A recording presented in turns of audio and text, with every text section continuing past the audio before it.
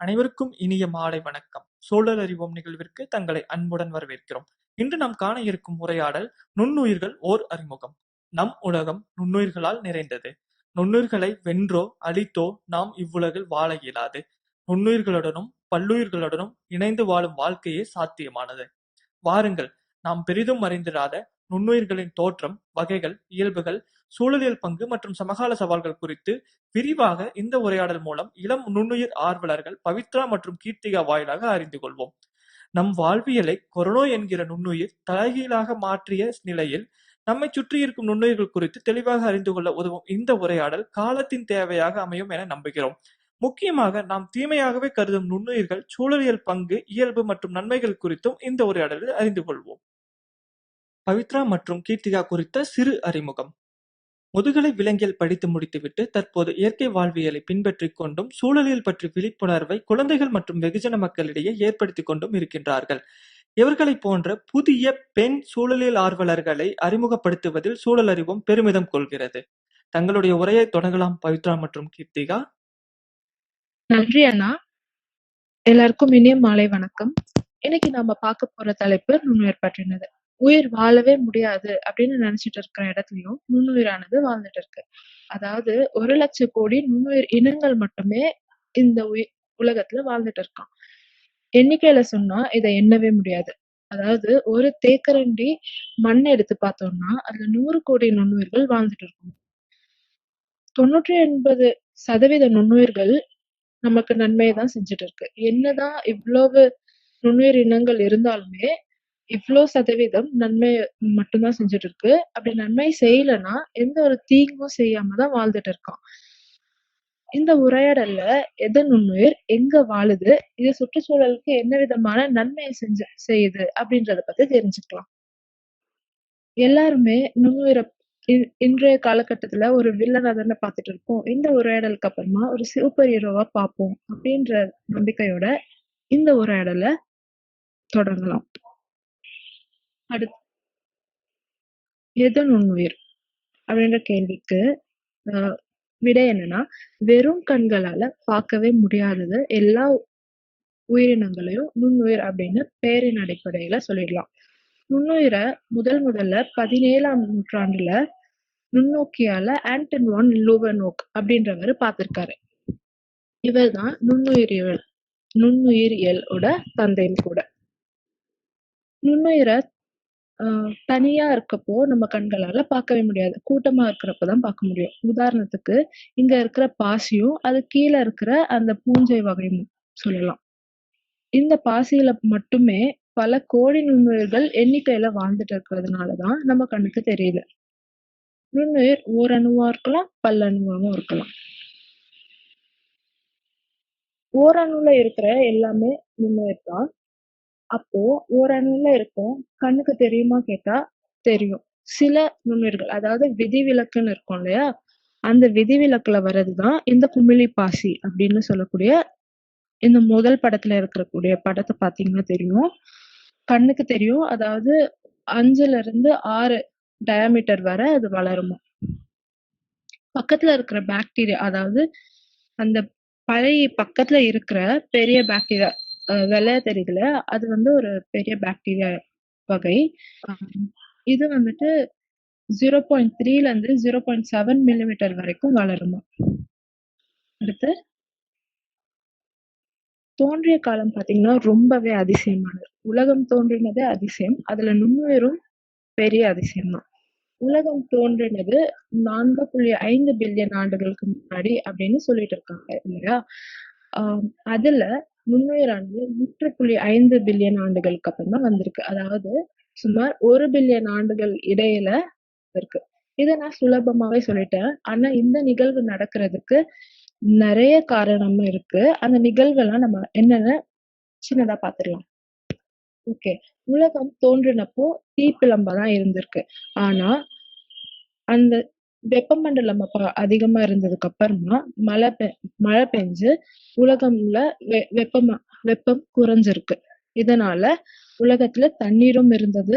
அந்த தண்ணீருக்குள்ள ஏற்பட்ட வேதியியல் மாற்றத்தினால ஆட்டம்ஸ் எல்லாம் மாலிகுல்ஸா மாறிடுச்சு.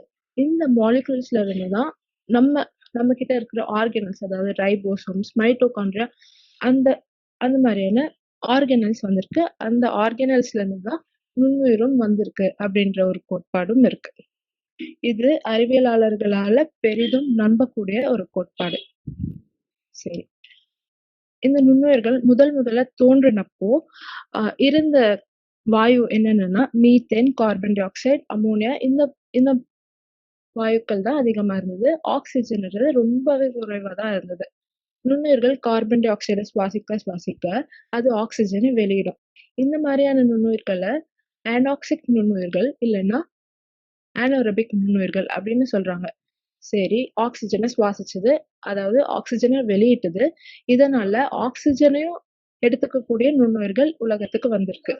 ஆக்சிஜனை எடுத்துக்கிறதுனால அந்த நுண்ணுயிர்களுக்கு ஒரு எனர்ஜி, அதாவது ஆற்றல் கிடைச்சிருக்கு. இந்த ஆற்றல்னால அது ரொம்பவே பெருக்கம் அடைஞ்சிருக்கு. சரி, பெருகிடுச்சு. அப்போ ஆனரபிக் நுண்ணுயிர்கள்னா என்ன என்ன ஆச்சு அப்படின்னு பார்த்தா, உலகத்துல இருக்கிற பல மூலையில போய் அது செட்டில் ஆயிடுச்சாம். இதனாலதான் இன்றும் கூட இந்த ஆனோரபிக் நுண்ணுயிர்களை நம்ம பார்க்க முடியும். அந்த ஆனோரபிக் நுண்ணுயிர்கள்லாம் பெரும்பாலும் ஆதி நுண்ணுயிரில வந்துடும். அதை பத்தி பின்னாடி நம்ம விரிவாவே பார்ப்போம். அடுத்து எங்க இருக்கும் அப்படின்னா, நுண்ணுயிர்கள் எல்லா இடத்துலயும் இருக்கும். முன்னாடியே பார்த்த போல எல்லா இடத்துலயும், அதாவது உலகத்துல இருக்கிற எல்லா மூலைகளிலும் இந்த நுண்ணுயிர்களை பார்க்கலாம். அதனாலதான் அவர்களை சர்வ வல்லவர்கள் அப்படின்னு சொல்றாங்க. அதாவது பனிப்பாறைகள் இருக்கும்ல, அந்த முதல் பக்கத்துல பார்த்தா தெரியும். முதல் படத்துல பாசிகள் வந்துட்டு அந்த பனிப்பாறைகள் பக்கத்திலேயே இருக்கும். இதுவும் அதாவது நுண்ணுயிர் வாழவே முடியாதுன்னு நினைக்கிற இடத்துல அது வாழ்ந்து காட்டிட்டு இருக்கு. அதே போல கீழே எரிமலை குழம்பு, இந்த எரிமலை குழம்புலயும் நுண்ணுயிரானது வாழ்ந்துட்டு இருக்கு. இதுவும் ஒரு ஆதி நுண்ணுயிர் வகையை சேர்ந்ததுதான். ஸ்பேஸ்ல கூட நுண்ணுயிர்கள் வாழ்ந்துட்டு இருக்குமா. சரி, இந்த கடைசி படத்தை பாத்தீங்கன்னா தெரியும். அது வந்துட்டு நம்ம ரொம்ப பெரும்பாலும் பயன்படுத்திட்டு வர டெலிபோன், அதாவது மொபைல் போன்ல இருந்து எடுக்கப்பட்ட நுண்ணுயிர்கள். இங்க இருக்கிற குட்டியான ஒரு புள்ளியில இருந்து பாத்தீங்கன்னா கூட பல ஆயிரம் நுண்ணுயிர்கள் இருக்குமா. சரி, ஒரு சதுர அங்குலத்துல, அதாவது போன்ல இருந்து ஒரு சதுர அங்குலத்துல 25,000 நுண்ணுயிர்கள் வாழ்ந்துட்டு இருக்குமா. சரி, நுண்ணுயிரியல் அப்படின்னா என்னன்னா, நுண்ணுயிர் பற்றின படிக்கிற படிப்பு தான். சரி, நுண்ணுயிரியல் படிக்கணும் அப்படின்னா ஆய்வுக்கூடங்கள்ல ரொம்பவே கேர்ஃபுல்லா ஹேண்டில் பண்ணிட்டு வரணும். அதாவது நுண்ணுயிர் வளர்றதுக்கு நம்ம ஊட்டச்சத்து தரணும். பெரும்பாலும் அது வளர்க்கறதுக்கு அகார் அகார் பயன்படுத்துறாங்க. அதுவும் ஒரு வகையான கடல் பாசி தான். சரி, இந்த படத்துல பாத்தீங்கன்னா ஒரு சிறுவன் விளையாடிட்டு வந்ததுக்கு அப்புறமா கை தடத்தை தான் பார்த்துட்டு இருக்கோம். அதுல பல வகையான நுண்ணுயிர்கள் வாழ்ந்துட்டு இருக்கிறத பார்க்கலாம். இது ஏன் நம்ம கண்ணுக்கு தெரியுது அப்படின்னா, அவை எல்லாமே கூட்டமாக வாழ்ந்துட்டு இருக்கு. இந்த காரணம்னாலதான். அடுத்து நுண்ணுயிர் வகைகள். நுண்ணுயிரை இங்க 7 வகையா பிரிச்சிருக்கோம். இதுதான் சரியான வகைப்பாடா அப்படின்னு பார்த்தா கிடையாது. ஆனா நம்ம எளிமையா புரிஞ்சுக்கிறதுக்காக இந்த மாதிரி 7 வகையா நம்ம பிரிச்சுக்கலாம். ஆதி நுண்ணுயிரி, பாக்டீரியா, பாசிகள், பூஞ்சைகள், மூத்த விலங்கிகள், வைரஸ்கள், மிதவை மற்றும் பல செல்லுயிர்கள். நுண்ணுயிர்களுடைய வகைப்பாடை நம்ம புரிஞ்சுக்கிறதுக்கு முன்னாடி உயிரினங்களுடைய வகைப்பாடை புரிஞ்சுக்கிட்டா நுண்ணுயிர்கள் பற்றி தெளிவாவே நமக்கு புரிய ஆரம்பிச்சிடும். சரி, உயிரினங்களோட வகைப்பாடை பார்க்கலாம். இங்க நம்ம பாக்குற இந்த வகைப்பாடு தான் 5 ராஜ்ய வகைப்பாடு, 5 கிங்டம் கிளாசிபிகேஷன் சொல்லுவாங்க. இதை RH விட்டேக்கர் தான் இந்த மாதிரி உயிரினங்களை வகைப்படுத்தியிருக்காரு.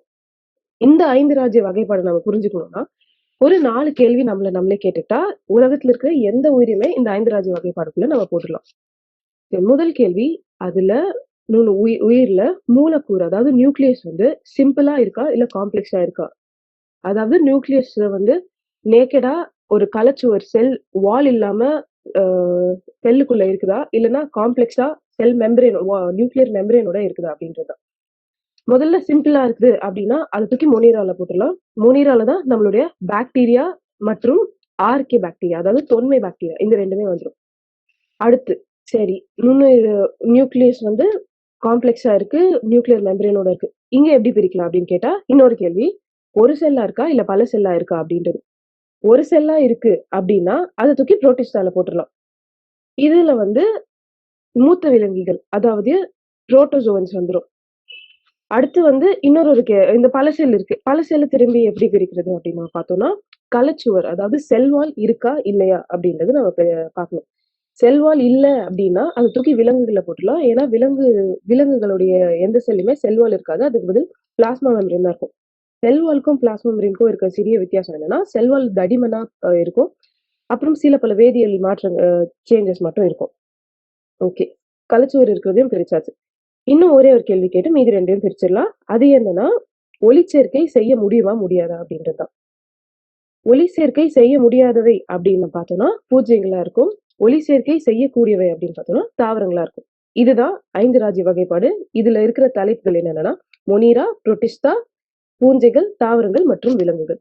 சரி, இப்போ நுண்ணுயிர் வகைகளுக்கு போயிடலாம். முதல்ல பாக்குறது பாக்டீரியா. பாக்டீரியான்றது ஒரு செல் உயிர், எளிமையான உடல் அமைப்பு கொண்டவை. நம்ம இங்க கீழே பார்க்கலாம். இந்த எஸ்டரிஷியா கோலின்ற ஒரு பாக்டீரியாவுடைய படத்துல பார்த்தோம்னா தெரியும். ரொம்பவே எளிமையான உடல் அமைப்பு கொண்டவை இவை. இதோடைய அளவு பார்த்தோம்னா ரொம்ப சிறிது.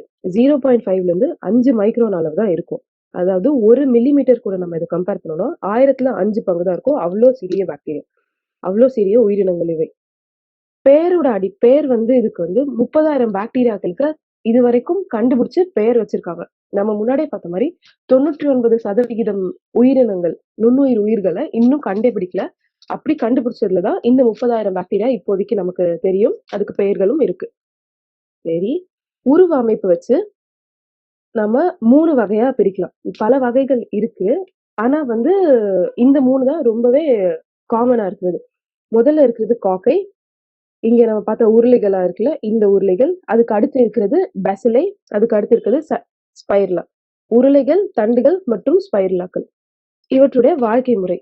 தனிமையா மற்றும் கூட்டாக வாழ்பவை. தனிமையா ஒரு செல் தனித்தனியா இருந்துட்டு வரதும், கூட்டு அப்படின்னு சொல்றப்போ சங்கிலி மற்றும் கொத்துகளாக இருக்கக்கூடியவை தான் இந்த பாக்டீரியா. அடுத்து எங்கெங்க வாழும்? எல்லா இடத்துலயுமே பாக்டீரியா வாழப்போகுது. நம்ம முன்னாடியே பார்த்த மாரி பல அசாதாரண சூழ்நிலையில கூட வாழ்ந்துட்டு இருக்கோம். நம்மளுடைய வயிற்றுல கூட இப்பவும் பல லட்சக்கணக்கான பாக்டீரியா வாழ்ந்துட்டு தான் இருக்கு. அடுத்து இதோடைய இனப்பெருக்கம். இனப்பெருக்கம் ரொம்பவே வேகமா நடக்கும் பாக்டீரியால. 12 நிமிடங்கள்ல இருந்து 24 மணி நேரம்குள்ள அதோடைய ஆவரேஜ் இனப்பெருக்கம் இருக்கு. ஆனா முக்கால்வாசி பாக்டீரியா வந்து ரொம்பவே சிறிய டைம். அதாவது 1 மணி நேரத்துக்குள்ளே இனப்பெருக்கம் செய்யக்கூடியது. இனப்பெருக்கம் நான் இங்க சொல்றது ஒரு பாக்டீரியால இருந்து 2 பாக்டீரியா வர்றதுதான்.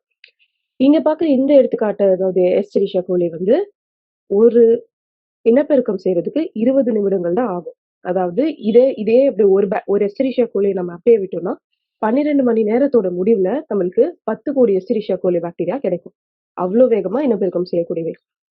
பாக்டீரியால நன்மைகள் நிறைய இருக்கு, தீமைகளும் சில இருக்கு. அதை நாம பின்னாடி பார்க்கலாம்.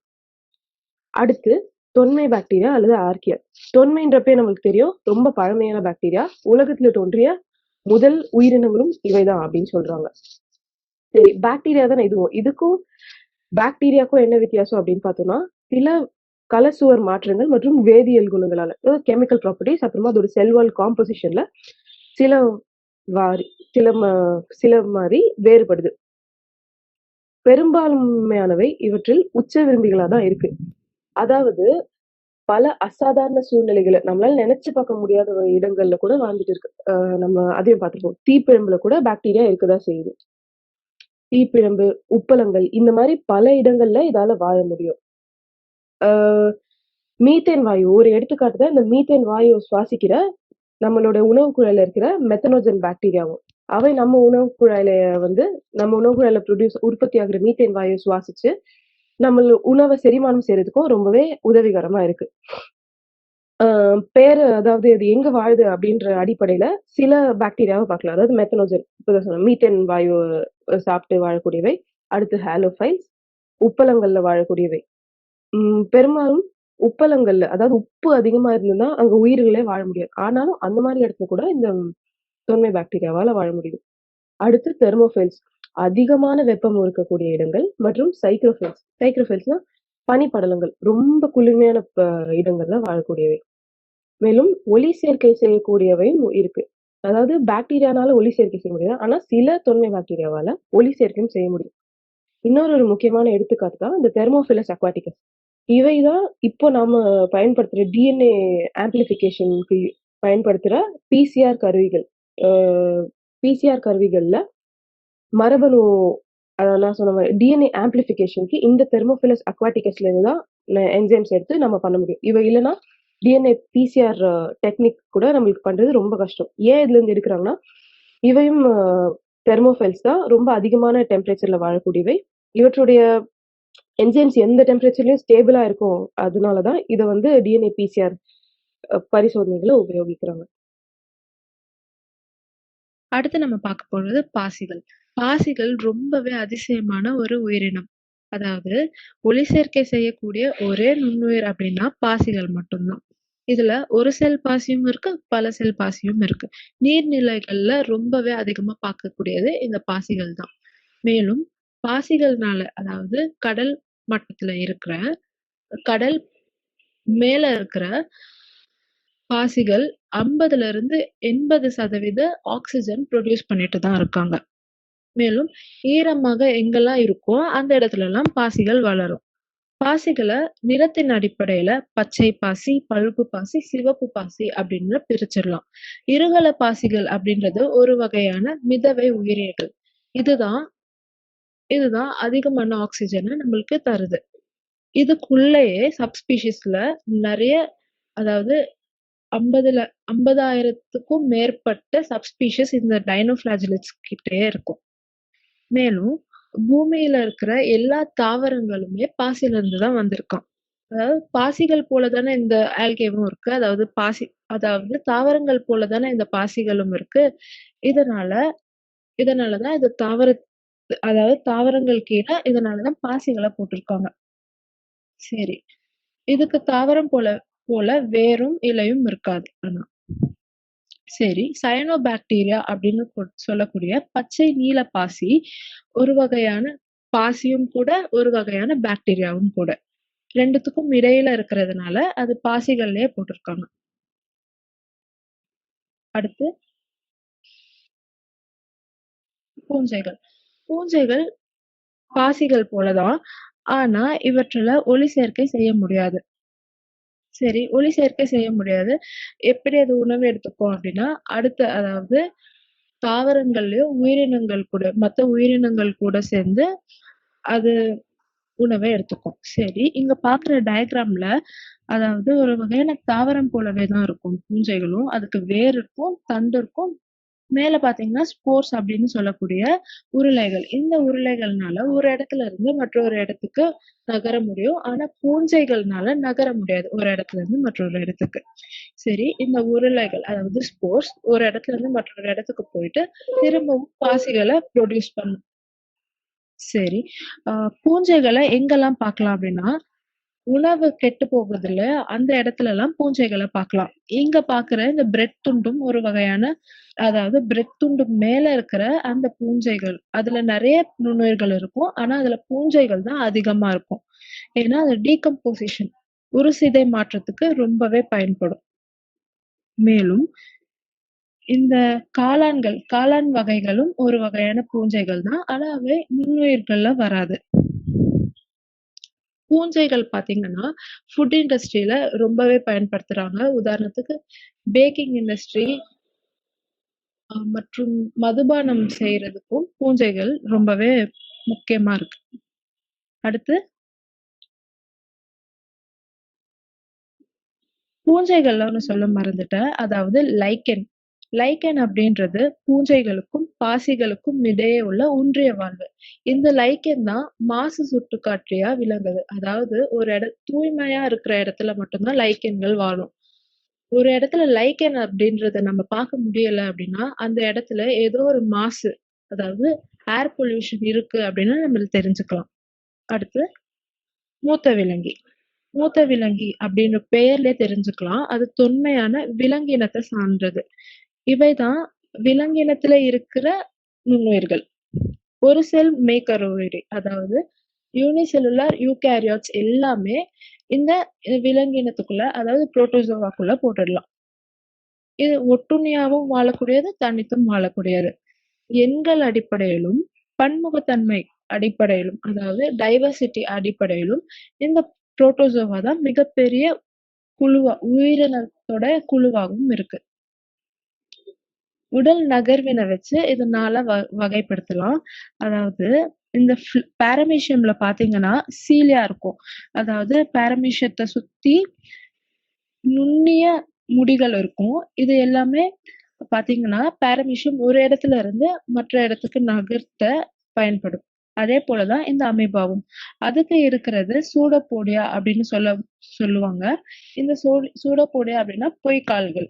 இந்த கால்களை வச்சு அதோட உருவமே மாத்திக்கும். இப்போ உணவு இருக்குன்னா அதை அப்படியே சுற்றி வளைச்சிடும். இந்த புகைப்படத்துலயும் அப்படிதான் அமீபா வந்துட்டு அதோடைய கால்களை வச்சு உணவை சுற்றி வளைக்குது. யூக்ளினா என்பது ஒரு பாசிக்கும் இங்க பாக்குற புரோட்டோசோவாக்கும் உள்ள ஒரு ஒன்றிய வாழ்வு. இந்த யூக்ளினாவில நுண்ணுய முடி இருக்குல்ல, ஒரே ஒரு முடி, இதை வச்சுதான் அது ஒரு இடத்துல இருந்து மற்ற இடத்துக்கு நகருது. கீழே இருக்கிற காக்கிடியா இது நகர முடியாது. அதனாலதான் அதாவது காற்று மூலயமாவோ இல்லைன்னா தண்ணி மூலயமாவோ ஒரு இடத்துல இருந்து மற்றொரு இடத்துக்கு போகுது. அடுத்து வைரஸ்கள். வைரஸ் ரொம்பவே விசித்திரமான வித்தியாசமான உயிரினங்கள். இவற்றை உயிரியலாளர்களின் புதிர், அதாவது பயாலஜிஸ்ட் பசில் கூட சொல்லுவாங்க. இது எல்லாமே சப் மைக்ரோஸ்கோபிக் உயிரினங்கள். அதாவது நார்மலான நுண்ணோக்கினால கூட இவற்றை பார்க்க முடியாது. இவற்றை பார்க்கறதுக்குன்னு தனித்துவமா வடிவமைக்கப்பட்ட நுண்ணோக்கியால தான் பார்க்க முடியும். ஏன்னா இவை அவ்வளவு சின்ன உயிரினங்கள். இதோடைய அளவு பார்த்தா 5ல இருந்து 300 நானோமீட்டர். அதாவது இத பாக்டீரியா கூட நம்ம கம்பேர் பண்ணா 100 மடங்கு சின்னதா இருக்கும். அவ்வளோ சிறிய உயிரினங்கள். இவற்றையே நம்ம வித்தியாசமான உயிரினங்கள் அப்படின்னு சொல்றோம். பாத்தீங்கன்னா வைரஸால உயிரினங்களுடைய உடலை விட்டு வெளியே எங்கேயுமே வாழ முடியாது. அதாவது எந்த உயிரினமா இருந்தாலும் சரி, அதோட உடலுக்குள்ள மட்டும்தான் அது வாழ்ந்து இனப்பெருக்கம் செய்து உணவு சாப்பிட்டு இருக்க முடியும். வெளியே வந்துச்சுன்னா அது செயலற்று போயிடும். அதால இனப்பெருக்கம் செய்ய முடியாது, உணவு எடுத்துக்க முடியாது, வேற எந்த செயலுமே செய்ய முடியாது. பயாலஜிக்கல் டேர்ம்ல இதை ஆப்ளிகேட் இன்ட்ராசெல்லுலார் பாரசைட்ஸ் அப்படின்னு சொல்லுவோம். வைரஸ் தாவரங்கள், விலங்குகள், பாக்டீரியா, ஆர்கியான்னு எல்லா உயிரினங்களையுமே பாதிக்கக்கூடியவை. இந்த ஸ்லைட்ல கூட கடைசியா இருக்கிற புகைப்படம் இருக்கு பாத்தீங்களா, இதுதான் பாக்டீரியோஃபேஜ்னு சொல்லுவாங்க. இது பாக்டீரியாக்களை தாக்குற ஒரு வகையான வைரஸ் வகைதான். பெருவாரியான தொற்று பரவல் மற்றும் சர்வதேச தொற்று பரவல், அதாவது எபிடமிக்ஸ் மற்றும் பேண்டமிக்ஸ், இது ரெண்டுக்குமே ஆல்மோஸ்ட் முக்கால்வாசி காஸ் பண்றது வைரஸா தான் இருக்க முடியும். வைரஸ் மனிதர்களுக்கு, விலங்குகளுக்கு மட்டும் இல்லாம தாவரங்களுக்கும் சில நோய்களை உண்டாக்கக்கூடியதுதான். அடுத்து பல செல் நுண்ணுயிர் விலங்குகள். சரி, விலங்குகள்ன்றோம், இதையே நம்ம நுண்ணுயிர்ல பார்க்கணும் அப்படின்னு பார்த்தா இதை எதையுமே நம்மளால கண்ணால பார்க்க முடியாது. கண்ணால பார்க்காம நுண்ணோக்கியால பார்க்கறதுனால மட்டும் இது நுண்ணுயிர்ல போட்டிருக்கோம். இதை பத்தி ஏன் நம்ம படிக்கணும் அப்படின்னு கேட்டா, மனிதர்கள் கூட மற்ற விலங்குகள், தாவரங்கள் கூட ரொம்பவே அதிகமான தொடர்பு இருக்கும் இதுக்கு. அதனால இதை நம்ம நுண்ணுயிர் விலங்குகள்ன்ற இதுல படிக்க வேண்டியதா இருக்கு. இதுல முக்கால்வாசி என்னென்ன இருக்கும் அப்படின்னு பார்த்தோம்னா, தட்டை உருளை புழுக்கள், அதாவது ஹெல்மென்ஸ் மற்றும் கணுக்காலிகள், கிரஸ்டேஷன்ஸ், இதுதான் மெஜாரிட்டியா இருக்க போகுது. அடுத்து வாழ்க்கையோட ஏதோ ஒரு பகுதியை இது நுண்ணுயிர் வடிவில கழிக்குது. இது எப்பயாச்சும் நம்ம கண்களுக்கு தெரியலாம். ஆனா ஏதோ ஒரு பகுதியில நுண்ணிய வடிவத்துல, அது சின்னதா இருக்கிறப்பயோ இல்லைன்னா ரொம்ப பெருசா ஏதோ ஸ்போர்ட்ஸ், இந்த மாதிரி ஏதோ ஒரு இடத்துல அது வாழ்க்கையோட பகுதியை நுண்ணிய வடிவத்துல கழிக்குது. அடுத்து தாவர மிதவை உயிரிகள் மற்றும் விலங்கின மிதவை உயிரிகள். இவற்றுடைய சூழலியல் பங்கு ரொம்ப அதிகம். இவற்றை பத்தி நம்ம ஏன் படிக்கணும் அப்படின்னு பார்த்தா, எந்த நீர்நிலையோட முதல் படிநிலை, அதாவது ஃபுட் வெப்போட ஃபர்ஸ்ட் ப்ரொடியூசர்ஸ் அண்ட் கன்சியூமர்ஸ் இவைதான். தாவர மிதவை உயிரிகள் தான் முதல் படிநிலை உற்பத்தியாளர்கள். அப்புறம் விலங்கின மிதவை உயிரிகள் தான் முதல் படிநிலை நுகர்வோர், கன்சியூமர்ஸ் அப்படின்னு சொல்றோம். இவைதான் உலகத்துல 70% மேற்பட்ட ஆக்சிஜனை ப்ரொடியூஸ் பண்ணி இந்த தாவர மிதவைகள். ஏன்னா நமக்கு எல்லாருக்கும் தெரியும், உலகமே நீரால தான் சொல்லப்பட்டிருக்கு, கடல் நீர். அந்த நீர்ல இருக்கக்கூடிய இந்த தாவர மிதவைகள் தான் நமக்கு தேவையான அதிக அளவு ஆக்சிஜனை ப்ரொடியூஸ் பண்ணுது. தாவர மிதவை உயிர்கள் அப்படின்னு பார்த்தோம்னா, இவை எல்லாத்தாலையும் ஒலி சேர்க்கை செய்ய முடியும். இதுல என்ன இருக்கும் அப்படின்னு நம்ம பார்த்தா, பெரும்பாலும் பாசிகள், அதாவது டயாட்டம்ஸ், முதலே சொன்ன இருகல உயிரிகள், டைனோஃபிளஜிலேட்ஸ், நீலப்பச்சை பாசி, சைனோபாக்டீரியா இதுதான் இருக்கும். விலங்கின மித உயிரிகள்ல இங்க 4 படம் போட்டிருக்கோம். இந்த 4 மட்டும் கிடையாது. பல லட்சம் கணக்கான விலங்கின மித உயிரிகள் இருக்கு. இந்த கோபிபாட், ராட்டிஃபன், பிரைன் ஷ்ரிம்ப், இதெல்லாம் ஒரு எடுத்துக்காட்டு மட்டும்தான். நீர் இருக்கிற பெரும்பான்மையான உயிர்கள், நிறைய உயிர்கள், சின்ன சின்ன இறால் முதல் கொண்டு பெரிய உயிரினமான ப்ளூ வேல் கூட இந்த மிதவை உயிரிகளை உண்டுதான் வாழ்ந்துட்டு இருக்கு அப்படின்றத நம்ம தெரிஞ்சுக்கணும். இது மட்டும் இல்லாம பூநாரைகள், அதாவது பிளமிங்கோஸ், நிறைய வாத்து வகைகள் கூட ஃபில்டர் ஃபீடிங் முறைப்படி மிதவை உயிரிகளை தான் உண்டு வாழ்ந்துட்டு இருக்கு. ஓகே, இப்போ நம்ம நோய்களை பார்க்கலாம். உலகத்துல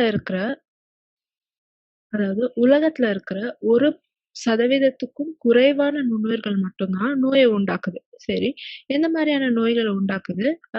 அதெல்லாம் இந்த படத்துல பார்த்துடலாம். பாக்டீரியல் டிசீஸ், அதாவது டைஃபாய்டு, பொதுவா நம்மளுக்கு தெரிஞ்ச டைஃபாய்டு, காலரா, காச நோய், அப்புறமா குஷ்ட நோய்கள் கூட பாக்டீரியானாலதான் வருது. தாவரத்திலயும் இது நோய்களை உண்டாக்குது. அதாவது பிளைட் டிசீஸ் பாத்தீங்கன்னா எரிஞ்சு போன தன்மை இருக்கு. அது எல்லாமே பாக்டீரியானாலையும் வரும், பூஞ்சைகள்னாலயும் வருது. லீஃப் பிளைட்டும் அதே போலதான். அதுக்கப்புறமா சிட்ரஸ் மரங்கள்ல கூட இந்த பாக்டீரியல் நோய்கள் தாக்குது. அடுத்து பூஞ்சையிலையும் இந்த எரிஞ்சு போன தன்மையுடைய லீஃப்களை நம்ம பார்க்க முடியுது. அதே போல இந்த அடுத்த பக்கத்துல இருக்கிற அந்த இலையில பாத்தீங்கன்னா துரு பிடிச்ச மாதிரி இருக்கு. அதாவது காஃபி இலை, அது காஃபி ரஸ்ட் அப்படின்னு சொல்லலாம். கீழேயும் திராட்சை பழத்து மேல பனி படர்ந்த மாதிரி இருக்குல்ல, இது ஒரு பூஞ்சை நோய். அதே போல ரைஸ் பிளாஸ்ட், அதாவது அந்த இலை வெடிச்சது போல இருக்கும், இதுவும் ஒரு பூஞ்சை நோய் தான். மனிதன்ல சேற்றுப்புண், வாய்ப்புண், படர்தாமரை, இது எல்லாமே பூஞ்சை நோய்களை சார்ந்தது. அடுத்து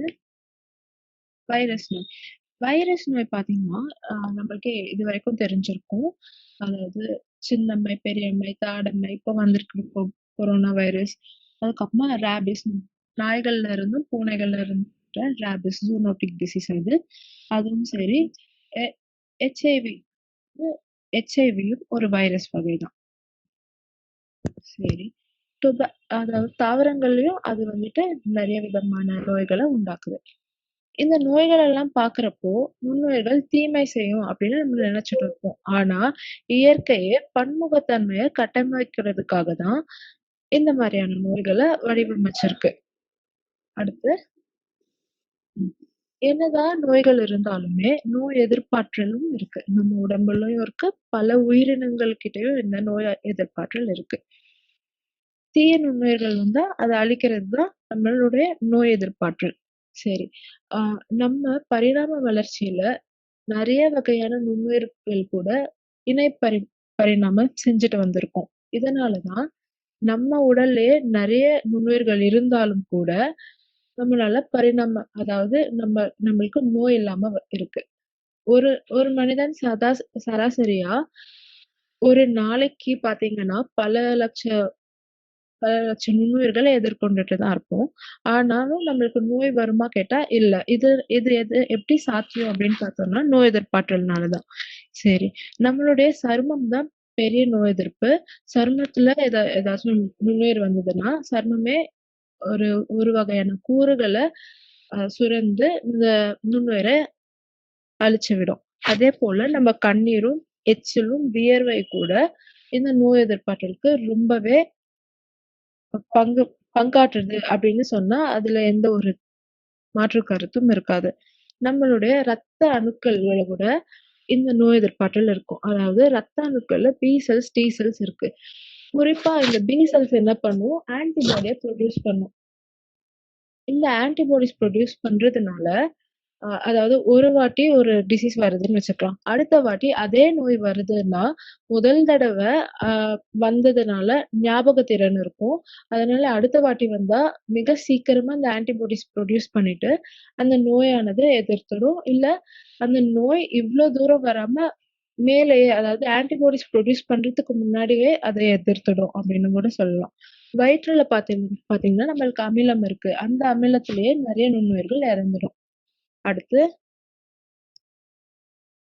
உடலும் நுண்ணுயிரும். முன்னாடியே சொன்ன மாதிரி நம்ம பல லட்ச நுண்ணுயிர்களை எதிர்கொண்டுட்டு தான் இருக்கோம்.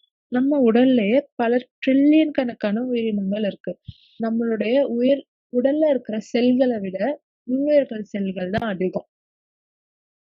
அடுத்து 100ல இருந்து 1000 ட்ரில்லியன் பாக்டீரியா உணவு குழாயில மட்டுமே வாழ்ந்துட்டு இருக்கு. குடல்ல தான் அதிகமா இருக்கும். அதுக்கப்புறமா தோல், அதுக்கப்புறமா பிற உறுப்புல அதிகமா இருக்கு.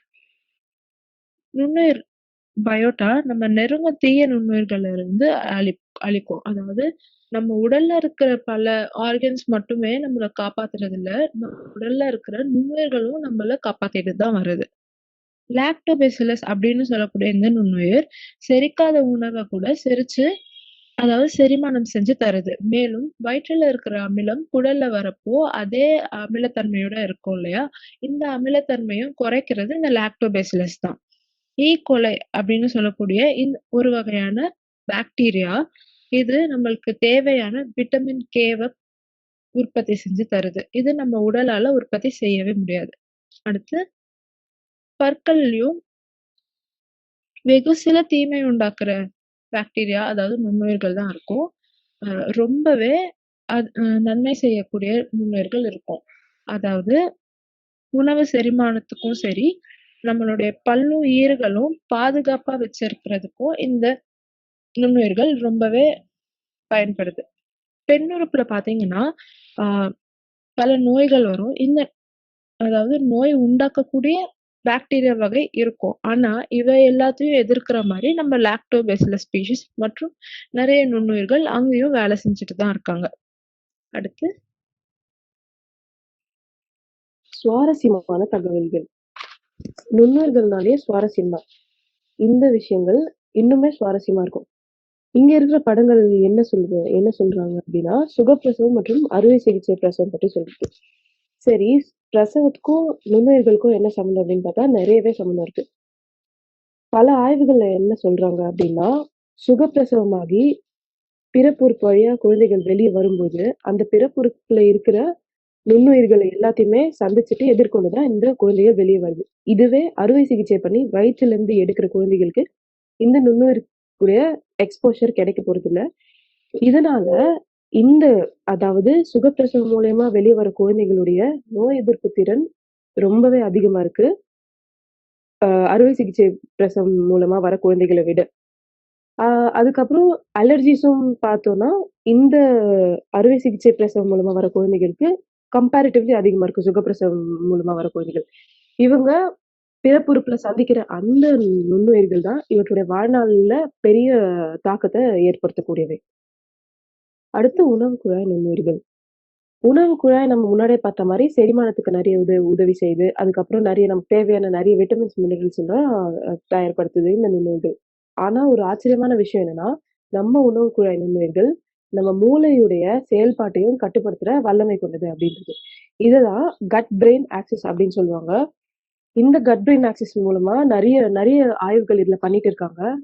ஒரு ஆய்வு சொல்லணும்னா ஸ்ட்ரெஸ் ஆன்சைட்டி, அதாவது நம்மளுக்கு ஸ்ட்ரெஸ்ஸோ ஆன்சைட்டியோ இருக்கிறவங்களுக்கு ஒரு கிரானிக் ஸ்ட்ரெஸ் இல்ல ஆன்சைட்டி இருக்கிறவங்களுடைய கட் மைக்ரோப், அதாவது நுண்ணுயிரோடைய பன்முகத்தன்மை நம்மளோட கட் மைக்ரோப் எடுத்து படிச்சு பார்த்தா ரொம்பவே கம்மியா இருக்கு. டைவர்சிட்டி கம்மியா இருக்கு. இதுவே நார்மல் ஹெல்த்தியா ஆன்சைட்டி இல்லாத ஒரு மனுஷன் எடுத்து பார்த்தா கட் மைக்ரோபோட டைவர்சிட்டி அதிகமான அளவுல நுண்ணுயிர் அங்க இருக்கிறது பார்க்கலாம். உடல் எடைக்குமே நுண்ணுயிர்கள் பெரிய உடல் எடையுமே பெரிய அளவுல கட்டுப்படுத்திட்டு தான் இருக்கு இந்த நுண்ணுயிர்கள். இதுக்கு என்னன்னா உடல் பருமன் அதிகமா இருக்கு. உடல் எடை அதிகமா இருக்கிறவங்களுக்கு கட் மைக்ரோப் டைவர்சிட்டி கம்மியா இருக்கு. உடல் எடை சரியான்னு சொல்லலாம். சரியா இருக்கிறவங்களுக்கு மைக்ரோபியல் டைவர்சிட்டி அவங்களுக்கு கட்ல கரெக்டா இருக்கு, அதாவது அதிகமா இருக்கு.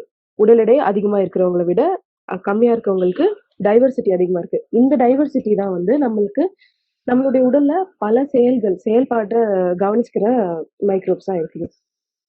உணவும் நுண்ணுயிர்களும் காலகாலமாவே நம்ம உணவோட நுண்ணுயிர்களையும் சேர்த்துதான் சாப்பிடுறோம். அதோடைய முக்கியத்துவம் தெரிஞ்சு நம்ம நிறைய விஷயங்களை சேர்த்துட்டு தான் வரும் நம்மளுடைய முதல்ல சொல்லணும்னா தயிர். தயிர் வந்து ஒரு பெஸ்ட்டான ஒரு ப்ரோபயோட்டிக். நம்ம எல்லாருக்குமே தெரியும். அதுல எவ்ளோ நல்ல விஷயங்கள் இருக்கு.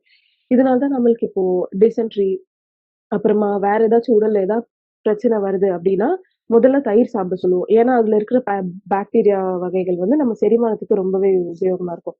அடுத்து நம்மளுடைய பழைய சோறு கூட. அதுல வந்து ஒரு நாள் முழுக்க நம்ம அந்த வ சாப்பாட அப்படியே விட்டு, பாக்டீரியா மற்றும் மத்த நுண்ணுயிர்கள்லாம் வந்து அத நொதிக்க வைக்கிறது. ஃபெர்மென்ட் பண்ணிட்டு, அதுக்கப்புறம் சாப்பிட்டோம்னா, இதுல மைக்ரோபியல் டைவர்சிட்டியும் அதிகமா இருக்கும். நம்மளால ரொம்ப சுலபமா செரிமானம் பண்ணக்கூடியவை. பிறகு அந்த நுண்ணுயிர்கள் புரொடியூஸ் பண்ற என்சைம்ஸ் நம்மளுக்கு ரொம்ப தேவைப்படுற நெறைய என்சைம்ஸ் அந்த நுண்ணுயிர்கள் அதுல புரொடியூஸ் பண்ணியிருக்கும். இதனால தான் பழைய சோறு ஒரு சிறந்த உணவு அப்படின்னு சொல்லுவோம். இதே போல தான் இட்லி. இட்லியும் நம்ம புளிக்க வச்சு தான் சாப்பிடுவோம். நம்ம எல்லாருக்கும் தெரியும் இல்லையா?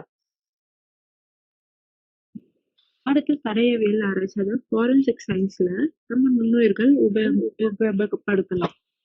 எப்படி அப்படின்னு பார்த்தா, நுண்ணுயிர் கடிகாரம். அதாவது ஒரு ஒரு இப்போ ஒரு உடலை எடுத்துக்கிறோம். அதாவது இறந்து போன ஒரு உடல்.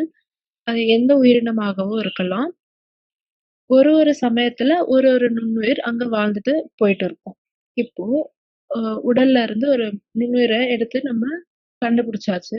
இத வச்சு அந்த உடலானது எப்போ இறந்தது அப்படின்னு கண்டுபிடிச்சிடலாமா? இந்த ஆய்வானது ஆய்வுக்கூடங்கள்ல மட்டும் தான் நடத்திட்டு வராங்க. இன்னும் இது நடைமுறைக்கு வரவே இல்ல. இது நடைமுறைக்கு வரணும்னா பல வருடங்கள் ஆகும். சரி, குற்றவாளிய கண்டறிதல்லயும் இது ரொம்பவே முக்கியமா இருக்கு. இப்போ டிஎன்ஏ எப்படி ஒருத்தருக்கும் ஒரு ஒரு மாரி மாறுதோ, நம்ம மைக்ரோபயோட்டாவும் ஒருத்தருக்கும் ஒரு ஒரு மாரி மாறிட்டே தான் இருக்கு.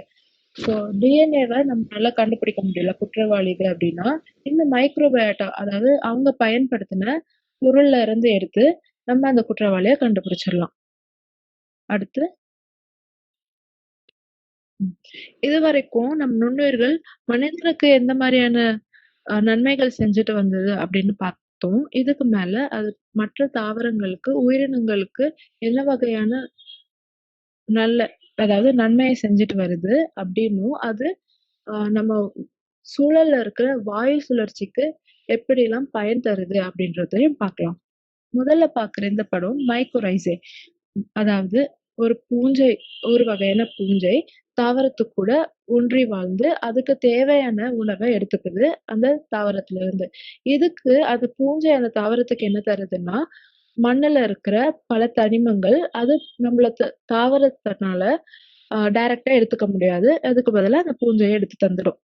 அடுத்து பார்த்தோம்னா, செடிபேன் அதாவது அஃபிட். இந்த அஃபிட் வந்துட்டு அதாவது தாவர தண்டுல இருந்து கார்பன் டை ஆக்சைடு எடுத்துக்கும். இதுக்கு தேவையான நைட்ரஜன அது உள்ளேயே இருக்கிற ஒரு வகையான நுண்ணுயிர், அதாவது ப்ரூச்னேரியா அஃபிடிகோலா அப்படின்ற நுண்ணுயிர் அதுக்கு நைட்ரஜன சிந்தசைஸ் பண்ணி தந்துடுது.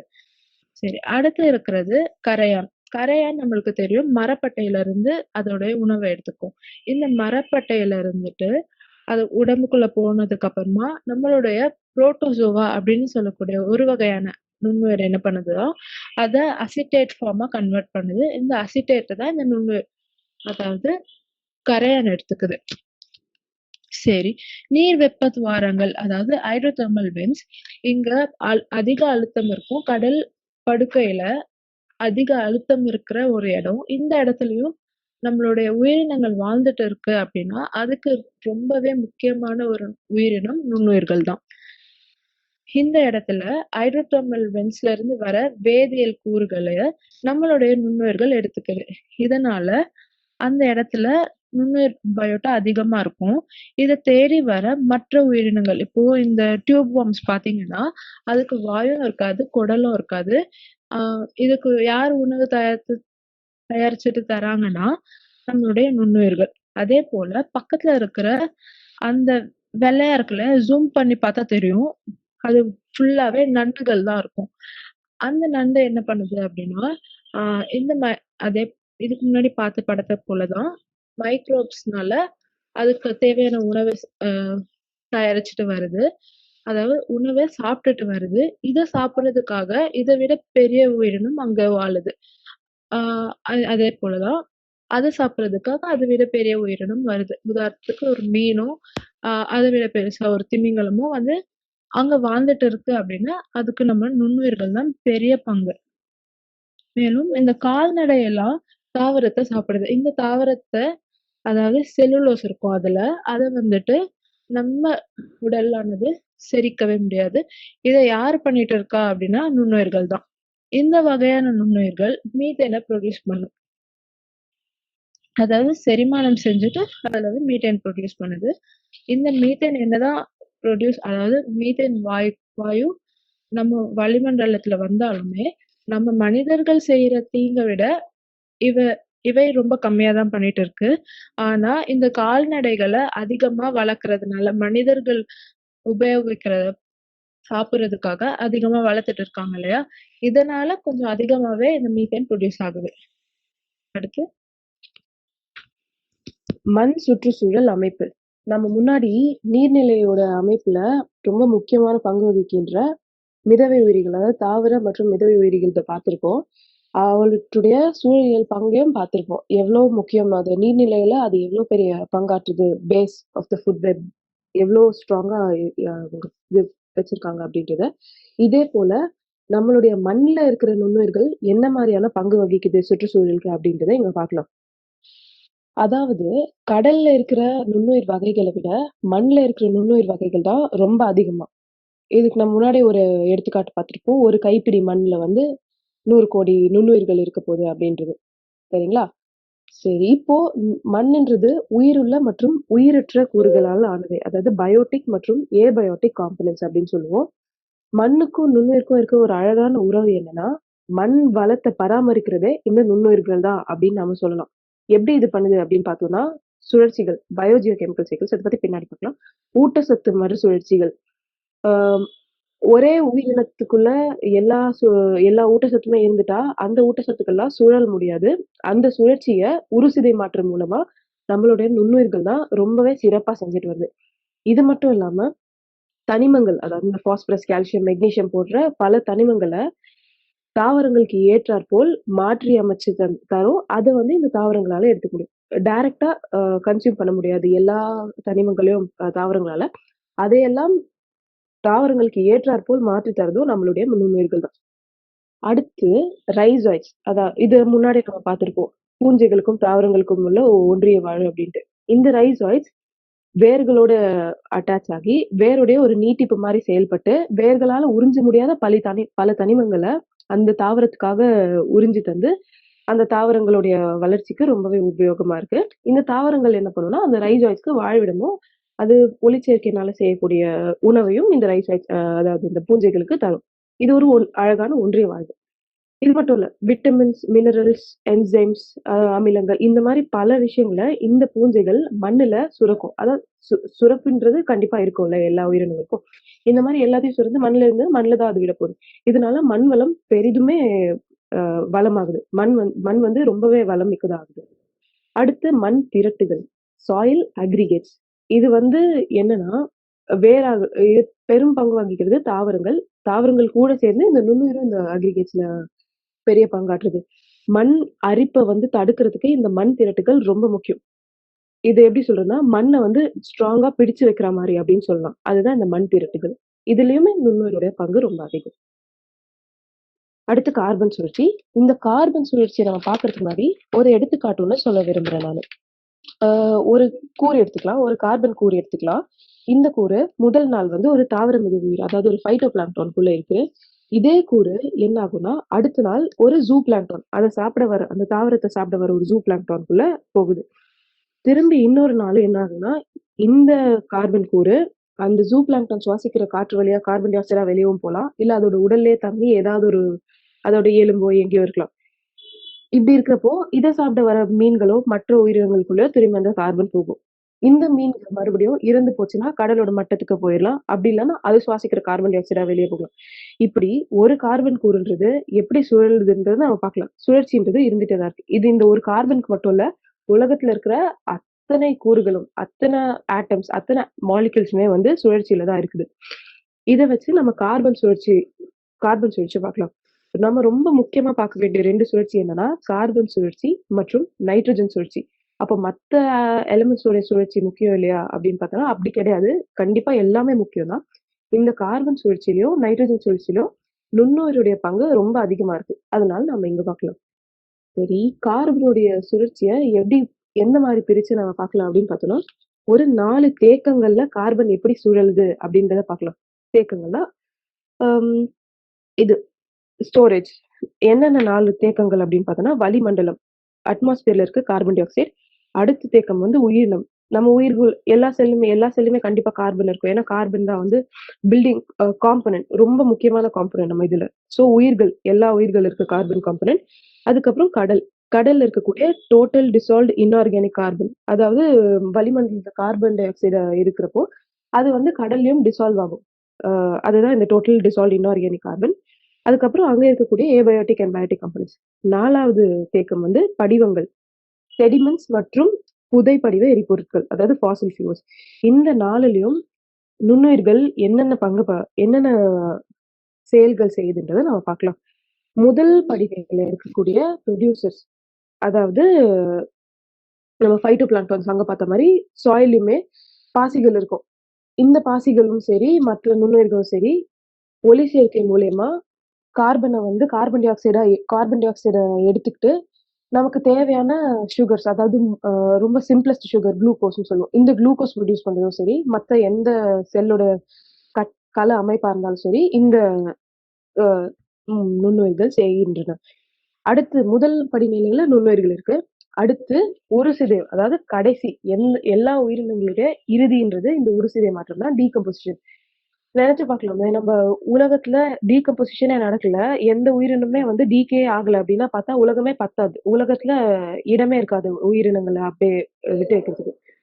அவ்வளோ முக்கியமான பங்கு வகிக்குது இந்த டீகம்போசிஷன் செய்யற நுண்ணுயிர்கள். எல்லா உயிரினுமே பிறந்தா இருந்துதான் ஆகணும். அதுக்குள்ள இருக்கிற நொதிகளும் சரி, இல்ல வேதியியல் பொருட்களும் சரி, சுழற்சிக்கு உட்படுத்தப்பட்டு தான் ஆகணும். இதுதான் வந்து இயற்கை. இதை செய்யறது தான் நம்மளுடைய நுண்ணுயிர்கள். பாக்டீரியா, பூஞ்சைகள் இவையெல்லாம் ரொம்ப சிறப்பா இந்த செயல்களை செஞ்சுட்டு வருது. டீகே பண்றதுல. டீகே பண்ணும்போது என்ன பண்ணும்னா, அங்க அந்த இறந்து போற உயிர்ல இருக்கக்கூடிய வேதியியல் பொருட்கள் எடுத்து அவற்றுடைய செல்ல பில்ட் பண்றதுக்கு எடுத்துக்கும். அப்படி இல்லைன்னா அதை எடுத்துக்கிட்டு திரும்பி அதோட ரெஸ்பிரேஷன் பை ப்ராடக்டா வெளியே விடும். சோ இந்த மாதிரி சுழற்சியில பெரிய பங்கு வகிக்குது. அடுத்து நைட்ரஜன் சைக்கிள். நைட்ரஜன் ஆனது வளிமண்டலத்துல இருக்கிற அதிக அளவுல வாயு. 77% வாயுல நைட்ரஜன் இருக்கு. இந்த நைட்ரஜன் எல்லாருக்கும் எப்படி இருக்குன்னா, நம்ம மரபணு, அதாவது உயிரினங்கள்ல இருக்கிற எல்லா மரபணுலையும் நைட்ரஜன் ரொம்பவே முக்கியம். அதாவது மரபணுவானது புரோட்டீன்ஸ்னால ஆனது. இந்த புரோட்டீன்ஸ் தேவைன்னா அமினோ ஆசிட்ஸ் தேவை. இந்த அமினோ ஆசிட்ஸ் தேவைன்னா அது நைட்ரஜன் இருக்கணும். அப்போ நைட்ரஜன் எல்லா உயிரினங்களுக்கும் கணிசமா இருந்துட்டே தான் இருக்கும். சரி. இப்போ இந்த நைட்ரஜன் எப்படிலாம் வாயுமண்டலத்துல சுழற்சி அடையுது அப்படின்றத பார்க்கலாம். தாவரத்துல 2 வகையான வேர்கள் இருக்கும். ஒண்ணு வேர் முடிச்சுகள் இருக்கிற தாவரம், இன்னொன்னு வேர் முடிச்சுகள் இல்லாத தாவரம். வேர் முடிச்சுகள் இருக்கு அப்படின்னா அந்த இடத்துல நுண்ணுயிரானது வாழ்ந்துட்டு இருக்கும். அது ஒரு வகையான நுண்ணுயிர், அதாவது ரைசோபியம். இந்த வேர் முடிச்சுகள்ல இருக்கிற நுண்ணுயிர்கள் தாவரத்துக்கு நைட்ரஜனை, அதாவது பிரேக் பண்ணி தரும். எப்படின்னா நைட்ரஜன் N2 ஃபார்ம்ல இருக்கும்.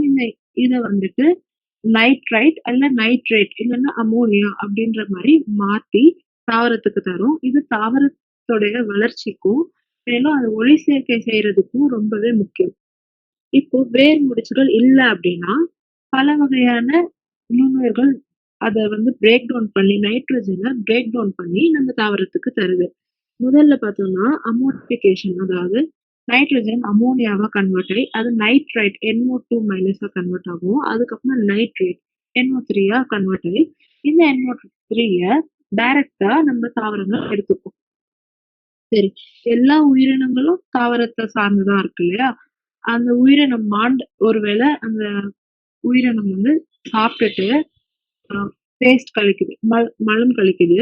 அதுல இருந்து நைட்ரஜன் இருக்கும். அது மட்டும் இல்லாம அந்த உயிரினமே இறந்ததுக்கு அப்புறமாவும் அது நைட்ரஜன் வெளியிடும். இதை யாரு பார்த்துப்பான்னா நம்ம டீகம்போசர்ஸ், அதாவது உருசிதை மாற்றம் செய்யக்கூடிய ஃபங்கையாகவும் இருக்கலாம், இல்ல பாக்டீரியாவும் இருக்கலாம். 2 பேருமே இதை பார்த்துப்பாங்க. திருப்பி அமோனியாவை வெளியிடுவாங்க. இந்த அமோனியா நைட்ரைட்டா மாறுது, இல்ல நைட்ரேட்டா மாறுது. இந்த நைட்ரேட் திரும்பவும் தாவரங்கள் எடுத்துக்கும். அப்படி இல்லைன்னா டீநைட்ரிஃபையிங் பாக்டீரியா அப்படி அது என்ன பண்ணும்னா திருப்பியும் நைட்ரஜனை வெளிமண்டலத்துக்கு அனுப்பி விட்டுடுது. இப்போ இது நம்ம நுண்ணுயிர்கள் செய்யற வேலை. நுண்ணுயிர்கள் இல்லாம வேற என்ன செயல் இத பண்ணிட்டு இருக்கு? நைட்ரஜன் பிரேக் டவுன் பண்ணிட்டு இருக்கு அப்படின்னா மின்னல் தான். மின்னல்ல பாத்தீங்கன்னா மின்னாற்றல் ரொம்பவே அதிகம். இந்த மின்னாற்றல்னால மட்டுமே இந்த நைட்ரஜன் ஆனத உடைக்க முடியும். இத உடைச்சு நைட்ரேட்டா கன்வெர்ட் பண்ணி அத டைரக்டா நம்ம தாவரம் எடுத்துக்கும். சரி, ஒருவேளை இந்த நுண்ணுயிர்கள் எல்லாம் வாழவே இல்ல அப்படின்னா இந்த நைட்ரஜனை சுழற்சியில வைக்கிறது ரொம்பவே கடினம். இது பாத்தீங்கன்னா மண்ணுல இருக்கிற சுழற்சி. இதே போல முன்னாடி கார்பன்ல பார்த்ததுவே இந்த கடல்லயும் இந்த மாதிரியான சுழற்சி நடந்துட்டு இருக்கு.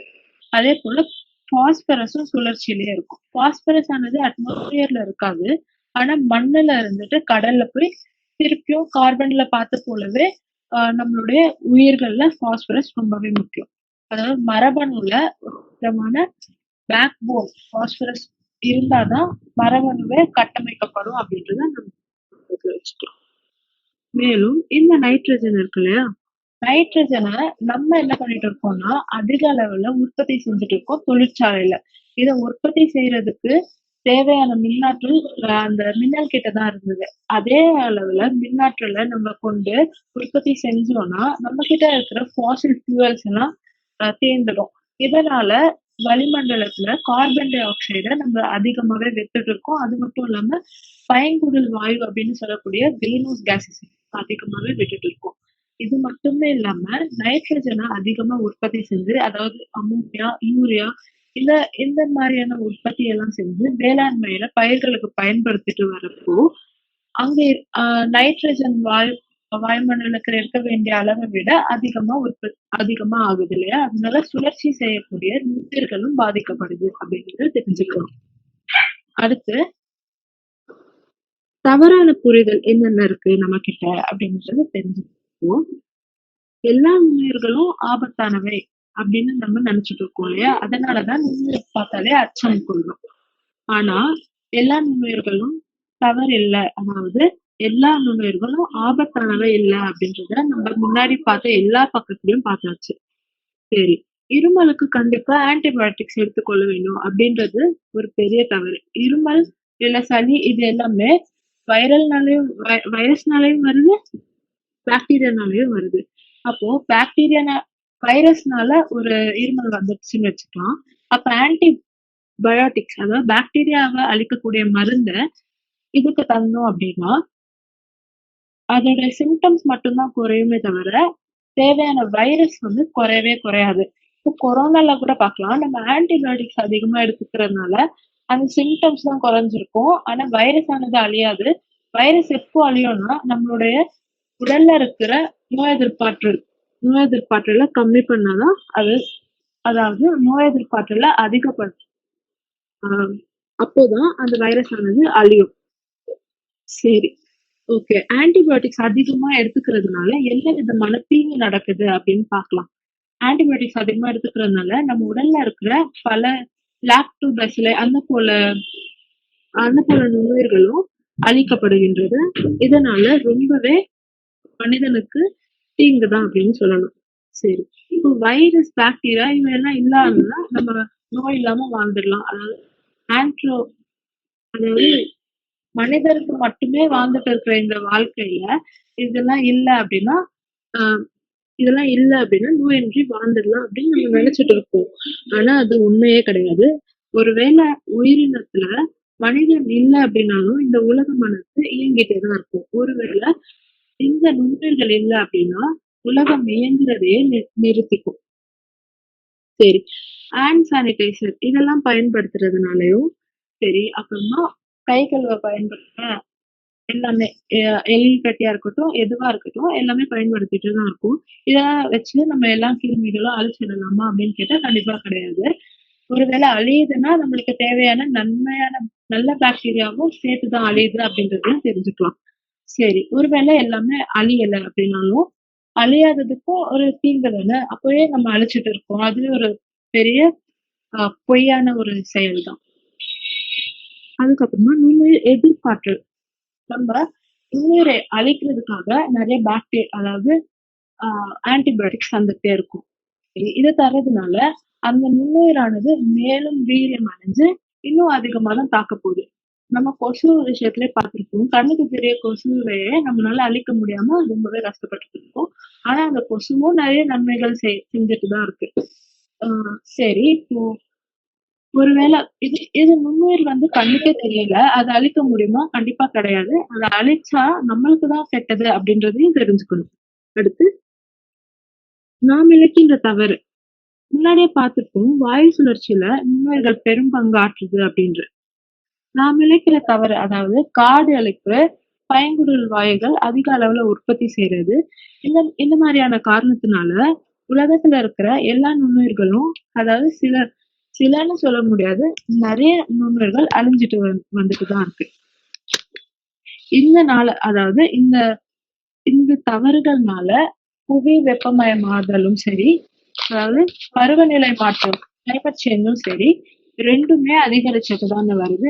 இதனால நம்ம உலகத்துல இருக்கிற ஆல்கே, அதாவது கடல் பாசிகள் எல்லாமே அழிஞ்சிட்டு வருதாம். இந்த கடல் பாசிகள் ரொம்பவே முக்கியம். முன்னாடியே சொன்ன மாதிரி 50% ஆக்சிஜனே இந்த கடல் பாசியில இருந்து தான் வந்துட்டு இருக்கு. ஆஹ் கடல் பாசியாகவும் இருக்கலாம், மற்ற தாவர மிதவை உயிரினங்களும் இருக்கலாம். அப்போ இவங்க கிட்டயே அழிவை சந்திச்சுட்டா அடுத்த படிநிலையில இருக்கிற உயிரினமும் அழிய நேரிடும். நம்ம இருக்கிறது அட்லாஸ்ட், மனிதர்கள் அட்லாஸ்ட் தான் இருக்கிறோம். இதை எல்லாமே பார்த்தா உலக உலகமானது இயங்குமா அப்படின்ற ஒரு கேள்விக்கு நம்ம ஆளாகிறோம். மேலும் இந்த வெப்பசலனம் அதிகமாயிட்டே வர்றதுனால நம்மளுடைய பாக்டீரியாக்கள், அதாவது நுண்ணுயிர்கள் விஷ வாயுகளை உற்பத்தி செய்யற மாதிரி மாறிட்டு வராங்க.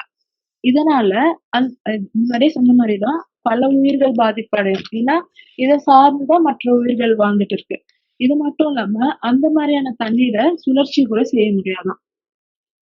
சரி, அடுத்து என்னன்னா, இதே டெம்பரேச்சர் இன்க்ரீஸ்னால வறட்சி உண்டாகுது. இதனால மண்ணுல இருக்கிற பல நுண்ணுயிர்கள் அழிவு சந்திச்சுட்டு வராங்க. இதனால தாவரத்துக்கு தேவையான நைட்ரஜன் கனிமங்களை நம்ம நுண்ணுயிர்னால அழிக்காமவே போயிடும். முன்னாடியே பார்த்த மாதிரி சுழற்சி என்பதே நடைபெறாம போகும். அடுத்து, சரி, என்னதான் நம்ம அழிச்சிட்டு வந்தோம், சில நுண்ணுயிர், அதாவது மெத்தனோட்ரோப்ஸ் அப்படின்ற கூடிய நுண்ணுயிர் நமக்கு தேவையான நன்மையும் செஞ்சுட்டு வராங்க. அவங்க செய்யற நன்மையையும் நம்ம தடுத்துட்டு தான் வரோம். உதாரணத்துக்கு சொல்லணும்னா மீத்தேன் ஒரு பைங்குடில் வாயு. இந்த வாயு என்ன பண்ணும், இந்த மீத்தேன் என்ன பண்ணுதுன்னா நம்ம அட்மாஸ்பியர்ல இருக்கிற ஹீட் எல்லாமே அது கிட்ட வச்சுக்கும். இதனால நமக்கு டெம்பரேச்சர் இன்க்ரீஸ் ஆகுது. சரி, ஓகே, புவி வெப்பமாதல் இதனாலயும் ஒரு காரணம் தான். இந்த மீத்தேன் ஆனது உலகத்துல ரொம்பவே கம்மியா இருக்கும். அதாவது கார்பன் டை ஆக்சைடு 0.03% இருக்குன்னா, இந்த மீத்தேன் அதை விட 200 மடங்கு கம்மியா தான் இருக்கும். இதனால நம்ம கொஞ்சமா மீத்தேன் வெளியிட்டாலும் அது புவிக்கு நிறைய தீங்கு விளைவிக்க போகுது அப்படின்றது தெரிஞ்சுக்கலாம். இதனுடைய ஆற்றல் பார்த்தீங்கன்னா கார்பன் டை ஆக்சைடு விட 84% அதிகமா இருக்காம். அதாவது இந்த 20 ஆண்டுகள்ல இண்டஸ்ட்ரியலைசேஷன் வந்ததுக்கு அப்புறமா ரொம்பவே இந்த மீத்தேன் அதிகமா உற்பத்தி ஆயிட்டு இருக்கு. பெரிய வெளியீடு, அதிக வெப்பம், முன்னாடியே சொன்ன மாதிரி. ஆனா இயற்கையா மீத்தேன் கிட்ட என்ன மாதிரியான, அதாவது இயற்கை மீத்தேனை எப்படி எடுத்துக்குது அப்படின்னா, இந்த தாவரத்துல மேல பார்க்கலாம் அந்த படத்துல, அதாவது ஒரு பிரையோஃபைட் வகையான தாவரம். இது என்ன பண்ணும், இந்த மீத்தேனை எடுத்துட்டு அதுக்கு தேவையான கார்பன் டை ஆக்சைடு இந்த மெத்தனோட்ராஃப் தரும். மெத்தனோட்ராஃப்னா மீத்தேனை சாப்பிட்டு வாழ்றது. இந்த தாவரம் அதுக்கு தேவையான நைட்ரஜனை உற்பத்தி செஞ்சு தருது. இதனால அவங்க ஒன்றி வாழ்ந்துட்டு இருக்காங்க. அது மட்டும் இல்லாம மீத்தேனையும் அது எடுத்துக்குது இல்லையா. இது போல பல வகையான நுண்ணுயிர்கள் வாழ்ந்துட்டு இருக்கு, அதாவது மெத்தனோட்ராஃப் நுண்ணுயிர்கள் வாழ்ந்துட்டு இருக்கு. இவை எல்லாமே 15% மீத்தேனை குறைக்க வல்லது. ஆனா நம்ம செய்யற தவறுகள்னால இந்த மீத்தேனை குறைக்கிற தாவரமுமாக இருக்கலாம், இல்ல பல விதமான நுண்ணுயிர்களாகவும் இருக்கலாம், எல்லாத்தையும் அழிச்சிட்டு வரும். சரி, அடுத்து மீத்தேனை எழுத்துக்கக்கூடிய ஒரு இயற்கையில இருக்கிற ஒரு விஷயம் என்னன்னா, இந்த வளிமண்டலங்கள். ட்ரோபோஸ்பியர் அதாவது அட்மாஸ்பியருக்கு மேல இருக்கிற ட்ரோபோஸ்பியர் இந்த மீத்தேன கம்மி பண்ணுது. ஒரு வேளை அதாவது கம்மி பண்ணல அப்படின்னா ஸ்ட்ராட்டோஸ்பியருக்கு போகும். ட்ரோபோஸ்பியர்லயே அது அழிக்கப்பட்டிருந்தா 10 ஆண்டுகள்ல அது அழிஞ்சிருக்கும். இதுவே ஸ்ட்ராட்டோஸ்பியருக்கு போச்சுன்னா 120 ஆண்டுகள் அங்க வாழ்ந்துட்டு இருக்கும். இந்த ஸ்ட்ராட்டோஸ்பியர்ல தான் ஓசோன் இருக்கு அப்படின்றத தெரிஞ்சுக்கலாம். இதனால ஓசோன் டிஸ்ட்ரக்ஷன் ஆகுறத கட்டுப்படுத்தவே முடியாது. ஏன்னா இந்த ட்ரோபோஸ்பியர்ல மீத்தேன் அழியப்படல அப்படின்னா. இதன் மூலமா நம்ம என்ன தெரிஞ்சுக்கலாம் அப்படின்னா, மனிதர்கள் செய்யற தீங்குனாலதான் அதிக அளவுல நம்ம மீத்தேனை வெளியிட்டு இருக்கோம். என்னதான் இயற்கையாவே மீத்தேன் வந்துட்டு இருந்தாலும் மனிதர்கள் தான் ரொம்பவே முக்கியமான காரணி. அடுத்து கொரோனா. இந்த காலகட்டத்துல நம்ம எல்லாருக்குமே ரொம்ப பரிச்சயமானது தான் இந்த கொரோனா. பேண்டமிக் அல்லது சர்வதேச தொற்று பரவலான இந்த நோயுமே நுண்ணுயிர்னால தான் உருவாச்சு அப்படின்னு நம்ம நினைப்போம். ஆனா அதுக்கு முக்கிய காரணம் நாம நுண்ணுயிர்களுக்கு செய்கிற தீங்கு அப்படின்றது நம்ம யாரும் புரிஞ்சுக்க மாட்டோம். இவ்வளவு நாளா தீங்கு விளைவிக்காத சில நுண்ணுயிர்கள் திடீர்னு எப்படி சர்வதேச தொற்று பரவலா மாறுது? இந்த கேள்விக்கான பதில் என்னன்னா, பல ஆய்வுகள்ல கண்டறிஞ்சது என்ன அப்படின்றது, பேண்டமிக் வர்றதுக்கு மனிதர்கள் மட்டும்தான் காரணமா இருக்காங்க. அதாவது ஒரு மனிதர்கிட்ட இருந்து இன்னொரு மனிதருக்கு தொற்று பரவுறது பத்தி நாங்க இங்க பேசல. மனிதனுடைய செயல்கள் தான். நாம இந்த உலகத்துக்கு இயற்கைக்கும் சரி, இந்த உலகத்துக்கும் சரி, நாம செய்யற தீங்குனாலதான் இந்த மாதிரியான தொற்று பரவல் அதிகமாகுது. இயற்கை சமநிலைக்காக வரக்கூடியதை இந்த தொற்றுன்றதையும் நம்ம புரிஞ்சுக்க வேண்டியது இருக்கு. சரி, இந்த மாதிரியான நோய் தொற்று விலங்குகள் கிட்ட இருந்துதான் வருது அப்படின்னு நாம சொல்றோம். இதை எப்படி நாம பாக்குறது? இதை எப்படி நம்ம பாக்குறதுன்னு பார்த்தா, உலகம் முழுக்கவே நுண்ணுயிர்கள் இருக்கு. நம்ம உடல்ல எப்படி நுண்ணுயிர்கள் நிறைய இருக்கோ அதே மாதிரிதான் பல விலங்குகள் எல்லா உயிரினங்களுக்குள்ளயும் நுண்ணுயிர்கள் இருக்க போகுது. இந்த நுண்ணுயிர்கள்லாம் அவை இருக்கக்கூடிய விலங்கோ உயிரினங்களுக்கோ எந்த பாதிப்பும் செய்ய போறது கிடையாது. ஆனா அவை அங்கிருந்து வேற ஒரு உயிரினத்துக்கு போகும்போதுதான் தொற்றே உருவாகுது. எடுத்துக்காட்டா நம்ம எந்த விலங்கு வேணா வச்சுக்கலாம். அதாவது கொரோனா, எபோலா போன்ற நோய்களுமே விலங்குகள் கிட்ட இருந்து தான் மனிதனுக்கு வந்தது அப்படின்றது நமக்கு எல்லாருக்கும் தெரியும். அந்த நுண்ணுயிர்கள் அந்த விலங்குக்கு எதுவும் செய்ய போறது கிடையாது. ஆனா நமக்கு அது புதுமையா இருக்கிறதுனால தான் நோய் தொற்று நம்மளுக்கும் உண்டாக்குது. ஓகே. மனிதர்களுக்கு எப்படி இந்த மாதிரியான நோய் பரவலுக்கு மனிதர்கள் எப்படி காரணியா இருக்காங்க? நாம என்ன செய்றோம் இதுக்கு அப்படின்றத நம்ம முன்னாடியே பார்த்த மாதிரி தான். எல்லா உயிரினங்களோட வாழ்விடத்தையும் நாம அழிச்சு நாம மட்டும் வாழணும்னு நினைச்சா, அது இயற்கையை அத ஏற்றுக்கொள்ள முடியாது. இயற்கையால அத ஏற்றுக்கொள்ள முடியாது. இயற்கை சமநிலைப்படுத்த தான் பார்க்கும் கண்டிப்பா.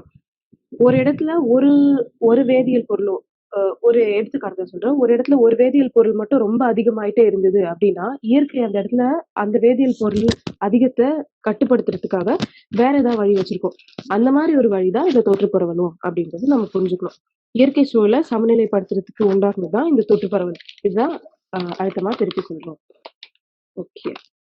இதுக்கு பல எடுத்துக்காட்டுகள் சொல்லலாம். முதல்ல இந்த பாருக்கழுகுகளோட அழிவு. இந்த பாருக்கழுகுகள் பிணந்தி அதாவது இறந்து போன மற்றும் அழுகி கொண்டிருக்கும் உயிர்களை கூட இவற்றால சாப்பிட முடியும். அழுகி போற அப்படின்றப்பே நமக்கு தெரிஞ்சுக்கலாம் இவற்றுல எவ்வளவு நுண்ணுயிர் இருக்கும். அது மட்டும் இல்லாம இந்த இறந்து போற உயிர்கள் பல கொடிய வகையான நோயினால கூட இறந்து போயிருக்கலாம். பல கொடிய வைரஸோ ஏதோ ஒரு நுண்ணுயிர் இருந்திருக்கலாம். ஆனா இவற்றை சாப்பிடுற இந்த பாருக்கழுகுகளுக்கு அந்த நோய் பரவுறது கிடையாது. ஏன்னா இவற்றுடைய உணவு குழாய் அதாவது கட் அவ்வளவு ஸ்ட்ராங் ஆனது. அதுல இருக்கக்கூடிய அமிலங்களும் ரொம்ப ஸ்ட்ராங் ஆனது. எந்த வகையான பொருளையும் அதால டைஜஸ்ட் பண்ண முடியுது. இவ்ளோ ஸ்ட்ராங்கா இருக்கிற இந்த பாருக்கழுகுகளையுமே நம்ம மனித செயல்கள் சும்மா விட்டு வைக்கிறது இல்ல. இவை எவ்வளவுதான் இயற்கையில வலிமை இருந்தாலும் நம்மளுடைய செயல்கள்னால பெரிதும் இப்ப குறைஞ்சிட்டு வந்துட்டு இருக்கு.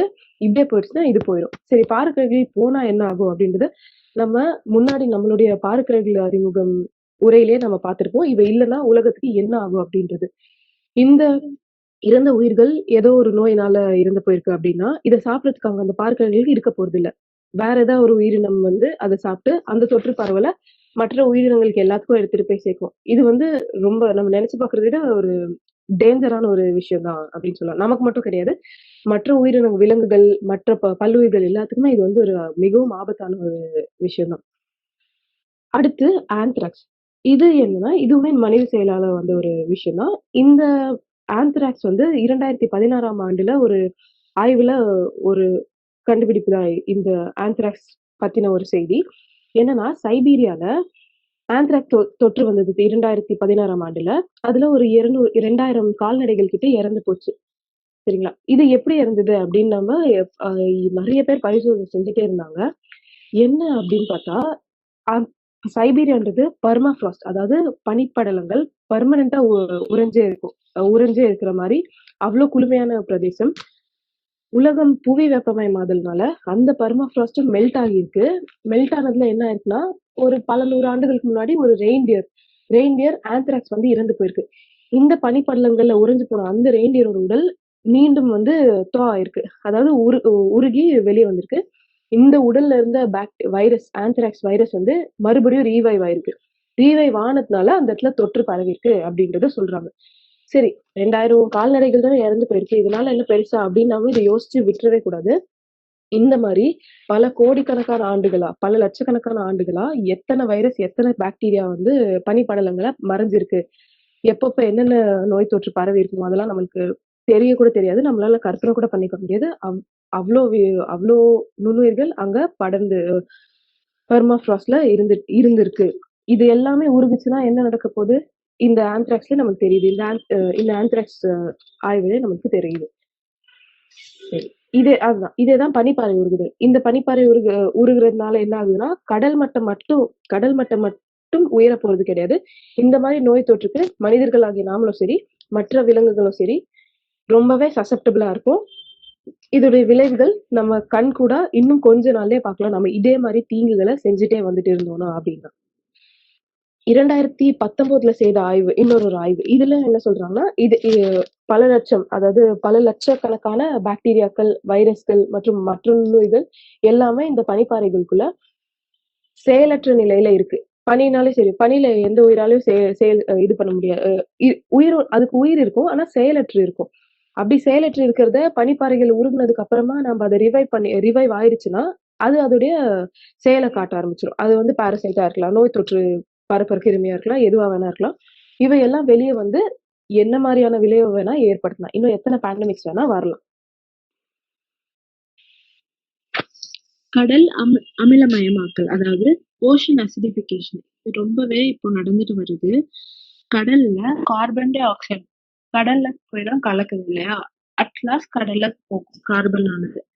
நம்ம என்ன பண்ணிட்டு இருக்கோம்? கார்பன் டை ஆக்சைட அதிகம் உற்பத்தி செஞ்சுட்டு வரோம். அதனால தாவரங்கள்னாலயும் சரி, மற்ற மிதவை உயிரிகள்னாலயும் சரி, இந்த கார்பன் டை ஆக்சைட கட்டுப்படுத்தவே முடியல. அது மட்டும் இல்லாம நம்ம காடு அழிப்பும் ஒரு பக்கத்துல பண்ணிட்டு தான் வரோம். இதனாலேயே கார்பன் டை ஆக்சைடு வாயு அதிக அளவுல சுரந்துட்டு இருக்கு. இப்போ கார்பன் டை ஆக்சைடு கடலுக்கு வருது. இதனால அது கடல்ல இருக்கிற தண்ணி கூட ரியாக்ட் ஆகி கார்போனிக் ஆசிட் அப்படின்றத ஃபார்ம் பண்ணும். கடலானது ஆல்கலைன் தன்மையை கொண்டது. அதாவது உப்பு அதிகமா இருக்கும். ஆனா இந்த ஆசிட்னால கடல்ல இருக்கிற உப்பின் தன்மையும் குறையுதாம். இது குறையறதுனால கடல்ல வாழ்ற மற்ற உயிர்களுக்கும் ரொம்பவே கடினமா இருக்கு. அதாவது கார்பன் டை ஆக்சைடும் வாட்டரும் சேர்ந்து கார்போனிக் ஆசிட் தருது. இந்த ஆசிட் அதாவது அதுக்கப்புறமா கார்பனேட் அப்படின்னு மாறிட்டே இருக்கும். கார்பனேட் பாத்தீங்கன்னா நம்ம கடல்ல வாழ்ற ஷெல் இருக்கும் இல்லையா? ஷெல் இருக்கிற ஆர்கானிசம்ஸ் எல்லாமே கால்சியம் இருக்கும். இந்த கால்சியம் இருக்கிற அந்த உயிரிகள் கூட சேர்ந்து அதையவே கரைச்சு விட்டுடுது. இது பல ஆய்வுகள்ல சோதனைக்கு அப்புறமா சொல்லியிருக்காங்க. இது ஒரே அடியா மாறிடுமா? அதாவது ஒரே அடியா அமிலமயம் ஆகப்படுமா அப்படின்னு பார்த்தா கண்டிப்பா கிடையாது.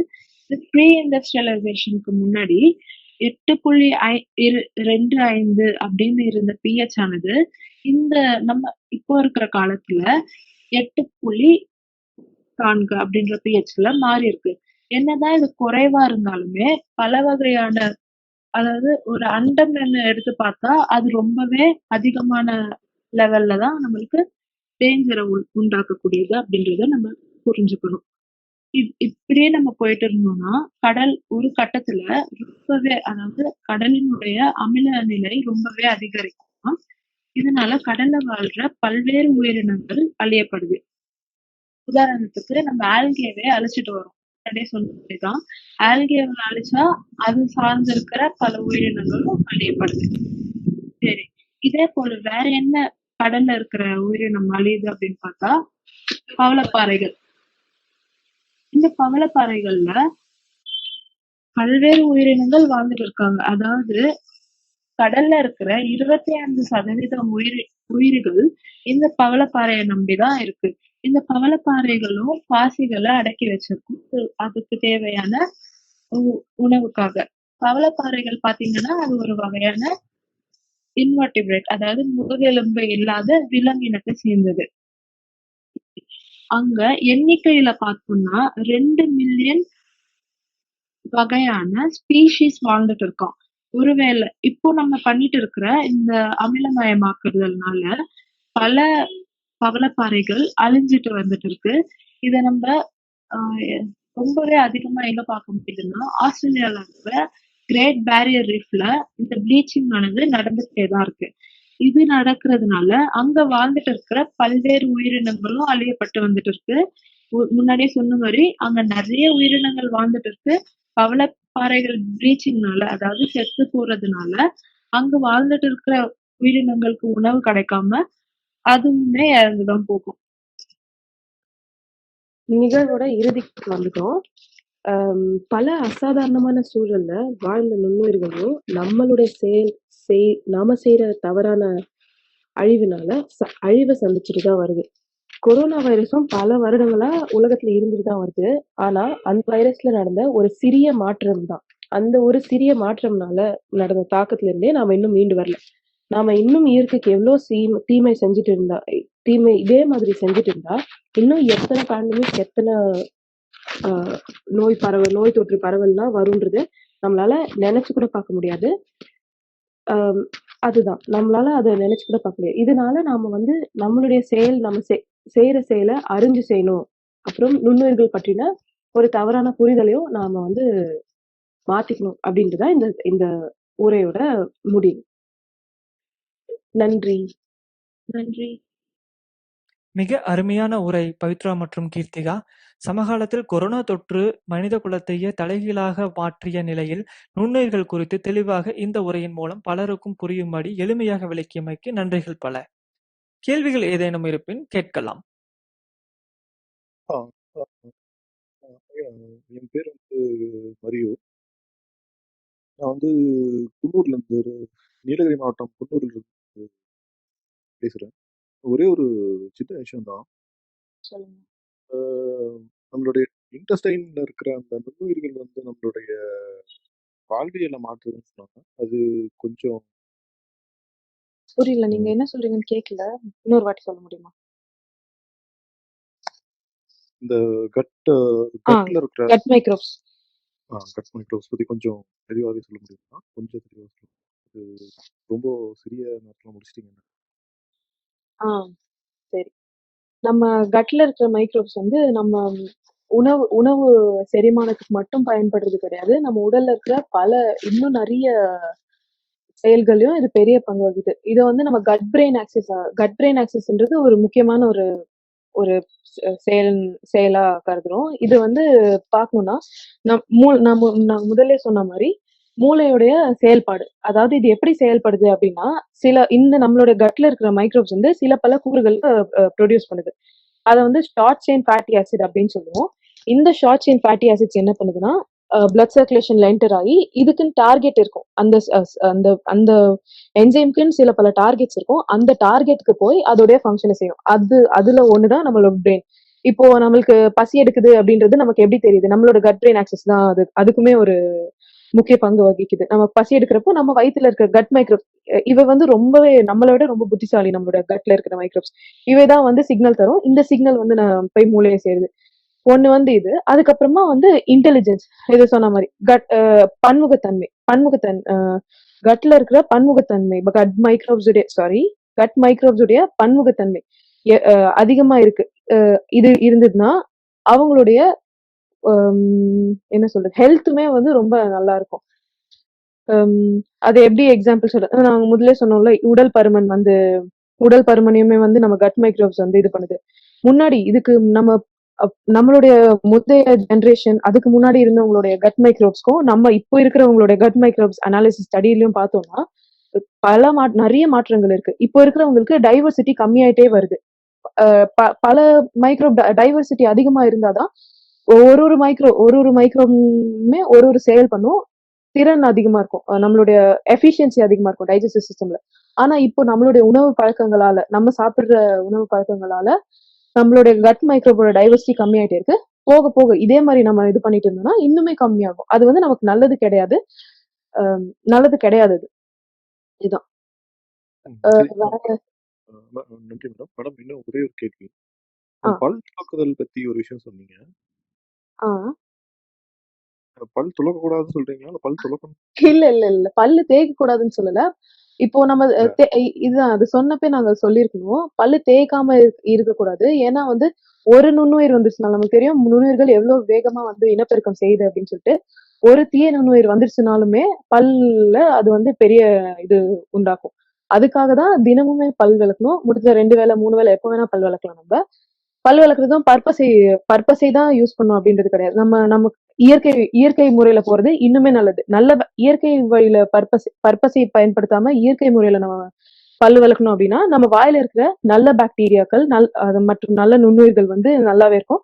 தீய பாக்டீரியா மட்டுமே செலக்டிவா கீல் பண்ணக்கூடியது நம்மளுடைய இயற்கை முறைகள். பல்லு தேய்க்காம மட்டும் இருக்காதீங்க, கண்டிப்பா தேய்ங்க. இல்ல மேடம், ஆக்சுவலா உண்மையா சொல்லணும்னா நான் பல் தேய்ச்சி 3 வருஷம் ஆகுது. நான் பல் தேய்க்கிறது கிடையாது. ஆன்சர் ஆக்சுவலா, அதனால கேட்டேன். Okay madam. நன்றி மேடம். நன்றி. பேசுறேன். சந்தேகம் கேட்கலாமா? சொல்லுங்க. இப்ப இந்த தீக்குழம்பு இந்த மாதிரி இதுல எரிமலை குழம்பு இதெல்லாம் வந்து நீங்க நுண்ணுயிர் இருக்குன்னு சொல்றீங்க. அது கொஞ்சம் ஆச்சரியமான இதாதான் இருக்கு. எவ்வளவு டிகிரி வரைக்கும் அதெல்லாம் தாக்கு பிடிக்கும்? ஆக்சுவலா வந்து 500 நம்ம வந்து சொல்லுங்க கேக்குதா? நம்ம இது பண்றோம்ங்களா? சோ வந்து நீங்க பேசுறது கொஞ்சம் கேட்கல. இடையில கேட்கல. அதான் இப்ப நம்ம சூடுபடுத்தினாலே வந்து யூஸ்வலா நுண்ணுயிர்கள்லாம் செத்துருங்கிறோம் இல்லையா? இது மட்டும் எப்படி நம்மளுக்கு வந்து இந்த அளவுக்கு வந்து நிக்குது அப்படின்னு வருது. ரெண்டாவது வந்து இப்ப இன்னொரு கேள்வி சேர்த்து கேட்டலாமா? கேளுங்க. இப்ப நம்ம அந்த ஆயில் இதாயிடுதுல உங்களுக்கு ஸ்பில், அதெல்லாம் வந்து சில மைக்ரோப் சாப்பிட்றோம் அப்படிங்கிறாங்க நுண்ணுயிர்கள்லாம் வந்து. அது ஆமா, அது எப்படி வந்து இது பண்ணுது அப்படின்னு சொல்லிட்டு. ஓகே, முதல் கேள்விக்கு நான் விளக்கம் அளிச்சிடுறேன்.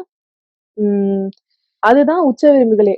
நம்ம உச்ச விரும்புகள்னு ஏன் அதுக்கு சொல்றோம்னா, ஏன்னா அந்த மாதிரியான அசாதாரணமான சூழ்நிலைகளையும் அதால வாழ முடியுது. 500 சென்டிகிரேட் அளவுக்கு அதால போய் வாழ முடியும். அதுக்கு ஏத்த மாதிரி அதோட உடல் அமைப்பும் இருக்கும். அதோட செல் வால் பாத்தீங்கன்னா ரொம்பவே ரிஜிடா இருக்கும், ரொம்ப ஸ்ட்ராங்கா, அதிகமான வெப்பத்தை தாங்கக்கூடியவையா இருக்கும். உள்ள இருக்கக்கூடிய ஒவ்வொரு காம்பனண்ட்டுமே வந்து ரொம்பவே ப்ரொடெக்ட் பண்ணி வச்சிருக்கோம். அதனாலதான் அது அங்க போய் அதால வாழ முடியுது. நம்ம இந்த உச்ச விரும்புகள் எல்லாமே பல 100 கோடி வருடங்களா பரிணாமம் அடைஞ்சு இவ்வளவு மாற்றங்களையும் அது கொண்டிருக்கிறதுனால தான் அதால அங்கேயுமே வாழ முடியுது. இது கண்டிப்பா அங்க வாழுது. அதாவது 500-600 சென்டிகிரேட் இருக்கிற இடங்கள்ல கூட நுண்ணுயிரை கண்டு எடுத்திருக்காங்க. அடுத்த கேள்வி வந்து நீங்க பயோ ரெமிடியேஷன் பத்தி கேட்டிருந்தீங்க. பயோ ரெமிடியேஷன் பண்ணலாம். நாங்க ஏன் இந்த பிபிடில பயோ ரெமிடியேஷன் பத்தி சொல்லல அப்படின்னு பார்த்தோம்னா, நுண்ணுயிர்களை வச்சு நாம செய்யற தவறுகளுக்கு வழி சொல்யூஷன் கண்டுபிடிக்கணும் அப்படின்னு நம்ம நினைச்சோம்னா அது கண்டிப்பா தீர்வே ஆக போறது கிடையாது. ஏன்னா நாம செய்யற தவறுகள் வந்து இந்த உலக அளவு இருந்தா அந்த நுண்ணுயிர்களுக்கு பொட்டென்சியல் இருக்கு. ஆனா வந்து எல்லாத்தையுமே வந்து நுண்ணுயிர்களால செய்திட முடியாது. இயற்கையோட ஒரு அங்கம் தான் அது. இயற்கையில இருக்கக்கூடிய மாசு, அதாவது இப்போ வால்கனிக் எரப்ஷன்ஸ் இந்த மாதிரி ஓரளவுக்கு தான் அதால சமநிலையில வச்சுக்க முடியும். ரொம்ப நம்ம பயோ ரெமிடியேஷன்ல இந்த பிளாஸ்டிக் சாப்பிடுற மைக்ரோப் கூட இருக்குன்னு சொல்லுவோம், ஆயில் ஸ்பில்ல கண்ட்ரோல் பண்ணக்கூடிய மைக்ரோப் இருக்குன்னு சொல்லுவோம். இதெல்லாம் என்னன்னா கள ஆய்வுகள்ல இப்போ இருந்துட்டு இருக்கு. லெபார்டரியில இந்த மாதிரி மைக்ரோப்ஸ், இப்போ பயோ ரெமிடியேஷன்ல சூடோமோனாஸ்ல ஒரு ஸ்பீஷிஸ் இருக்கு, இதை வச்சு ஆயில் ஸ்பில்ல கண்ட்ரோல் பண்ணுவாங்க. இது ஆயில் ஸ்பில் என்னன்னா, இத லேபரட்டரி கண்டிஷன்ல அழகா இந்த சூடோமோனாஸ வளர்த்துருவாங்க. வளர்த்து அதுக்கு வந்து நீ வந்து ஆயில் ஸ்பில் அங்க இருக்கிற அந்த க்ரூட் ஆயில சாப்பிடுன்னு குடுத்துருவாங்க. லேப்ல இருக்க கண்டிஷன்ல அவ்ளோ ஏசெப்டிக் கண்டிஷன்ல அது வந்து அத சாப்பிட்ரும். இத எடுத்துட்டு போய் நம்ம இதே சூடோமோனாஸ லேப்ல நெறைய வளர்த்து எடுத்துட்டு போய் கடல்ல விட்டு நீ வந்து சாப்பிடு அப்படின்னு சொன்னா அது சாப்பிட போறதில்ல. இயற்கையில இதுதான். அதால அந்த இடத்துல போய் அதால வாழ முடியாது. நம்ம லேப்ல பண்ணி எடுத்துட்டு போய் விடுறது. ஓரளவுக்கு தான் பண்ண முடியும். நம்ம செய்யற எல்லாத்தையும் கூடிய சொல்யூஷனா நுண்ணுயிர்கள்ல நம்ம வைக்கிறது சாத்தியம் கிடையாது. அதே மாதிரி இப்ப நம்மளுடைய எவல்யூஷன்லயே வந்து வைரஸ் தான் வந்து டிஎன்ஏ மாற்றத்துக்கு வந்து இதாயிருக்கு அப்படின்னு சொல்லிட்டு நான் படிச்சேன்.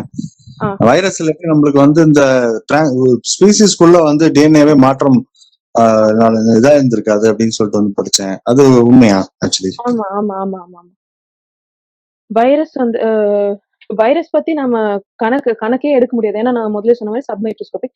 இப்பவுமே எல்லா இடத்துலயுமே வைரஸ் இருந்துட்டு தான் இருக்கு. இந்த வைரஸ் வந்து என்னன்னா, எந்த உயிரினமா இருந்தாலும் அதனோட உள்ள போய் டிஎன்ஏ மாற்றங்கள் செய்யக்கூடியதுதான். ஆனா என்னன்னா அதோட விகிதம் தான் ரொம்ப கம்மி. ரொம்ப கம்மியான வைரஸால மட்டும்தான் இந்த டிஎன்ஏ மாற்றங்கள் செய்ய முடியுது. அதுதான் நம்மளுடைய டிசீஸ்ல கூட இதுதான் சொல்ல முடியும். ஒரு வாட்டி நம்மளுக்கு ஒரு வைரஸ் தொற்று வந்துருச்சுன்னா அது வந்து நம்மளுடைய எல்லா செல்லுடைய டிஎன்ஏ சொல்றது எல்லா செல்லையும் வந்து பழுதடைய வச்சு அதோடைய லைஃப் சைக்கிளை முடிச்சதுக்கு அப்புறம் தான் அந்த வைரஸ் வந்து நம்மளை விட்டு போகுமே. இதனாலதான் வைரஸ் நோய்களுக்கு வந்து நம்மளால இன்ன வரைக்குமே எந்த வைரஸ் நோய்க்குமே கரெக்டான மருந்தும் கண்டுபிடிக்க முடியல. வைரஸ்க்கு வந்து அவ்வளோ கேப்பபிலிட்டி இருக்கு. நீங்க சொல்றது கரெக்ட் தான். அந்த இது வைரஸ் வந்து டிஎன்ஏ சேஞ்ச் கண்டிப்பா பண்ணுது. பவித்ரா, சிறப்பான பதில். தேங்க்ஸ். இன்னொரு கேள்வி வந்து can you please tell about mushrooms? Is it the only edible fungus? பூஞ்சைகள்ல பாத்தீங்கன்னா அது வந்து பெரிய உயிரினம். எப்படி நம்ம தாவரத்திலேயோ இல்ல உயிரினங்களையோ பார்த்த மாதிரியே நுண்ணுயிர்களும் இருக்கும், பெரிய உயிரினமும் இருக்கும். அது போலதான் மஷ்ரூம் வந்து பெரிய உயிரினம். அது மைக்ரோ ஆர்கானிசம்ஸ்லயே வராது. மஷ்ரூம்ஸ்லயே பலவிதப்பட்ட மஷ்ரூம்ஸ் இருக்கு. சிலது வந்து சாப்பிடக்கூடிய மஷ்ரூம், சிலது பாத்தீங்கன்னா விஷத்தன்மையுடைய மஷ்ரூம். அதனால இந்த ஈரப்பதத்துல இருக்கிற எல்லா மஷ்ரூம்ஸையும் போய் எடுத்து சாப்பிடவும் முடியாது. ஏன்னா அதுல டாக்ஸிக் சப்ஸ்டன்சஸ் ப்ரொடியூஸ் பண்ணும்.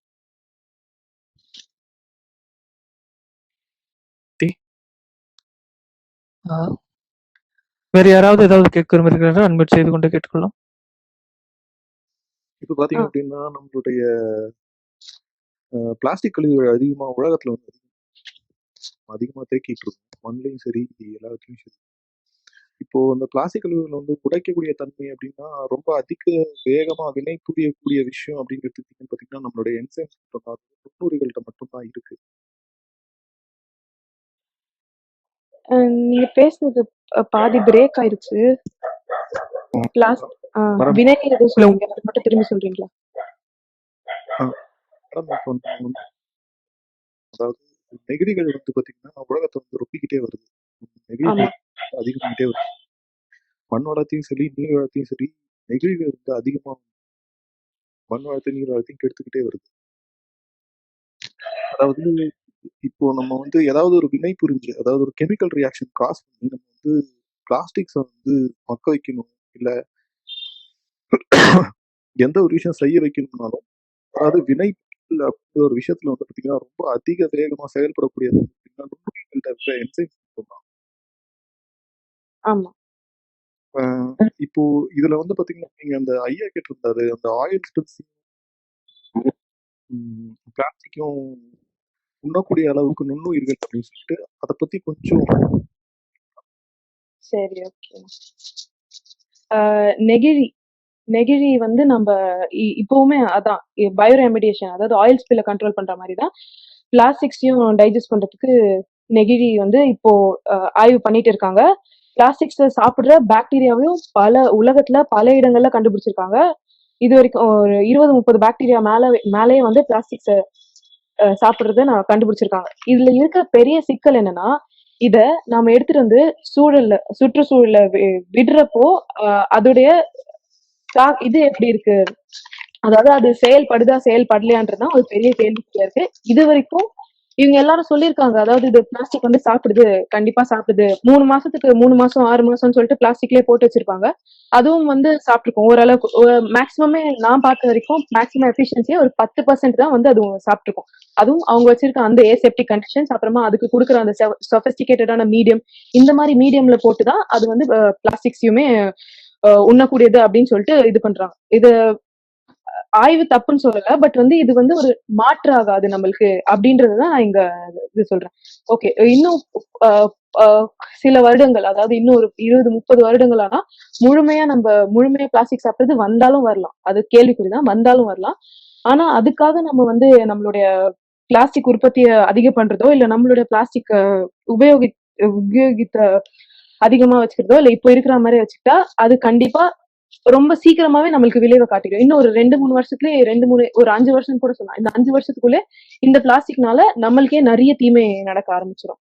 தனிநபர் மாற்றமா நம்ம வந்து இந்த பிளாஸ்டிக் உண்ணும் பாக்டீரியா இருக்கு அப்படின்னு நம்ம நினைக்க ஆரம்பிச்சோம்னாலே அது வந்து நமக்கு நாமளே செஞ்சுக்கிற ஒரு பெரிய தப்பு தான் அப்படின்னு நான் சொல்றேன். என்னதான் நுண்ணுயிர் மேல என்ன ஆர்வம் இருந்தாலுமே இதை வந்து நம்ம சூழலியல் பிரச்சனையில கொண்டு வரப்போ சூழலியலுடைய எல்லா பிரச்சனைகளையுமே இந்த நுண்ணுயிர்கள் தீர்வாயிரும் அப்படின்னு நம்ம நினைக்கிறது கொஞ்சம் சரியா வராது. பிளாஸ்டிக் சாப்பிட்ற பாக்டீரியா கண்டுபிடிச்சிருக்காங்க, அதான் நிறைய கண்டுபிடிச்சிருக்காங்க. கலாய்வுகளை மட்டும்தான் இருக்கு. இன்னும் வந்து அது எதுவுமே பிராக்டிஸ்ல இன்னும் வரல. எதுவுமே வரதுக்கு கண்டிப்பா 10-15 வருஷம் மேல ஆகும். வந்தாலும் அது சக்சஸ் ஆகுமா ஃபெயிலியர் ஆகுமான்றது ஒரு கேள்விக்குறி. மிக்க நன்றி பவித்ரா. உரையாடலில் கலந்து கொண்ட அனைவருக்கும் மிக்க நன்றி. நிகழ்வை முடித்துக் கொள்ளலாம். நன்றி. மிக்க நன்றி பவித்ரா, கீர்த்திகா, ரொம்ப அருமையா இருந்துச்சுமா.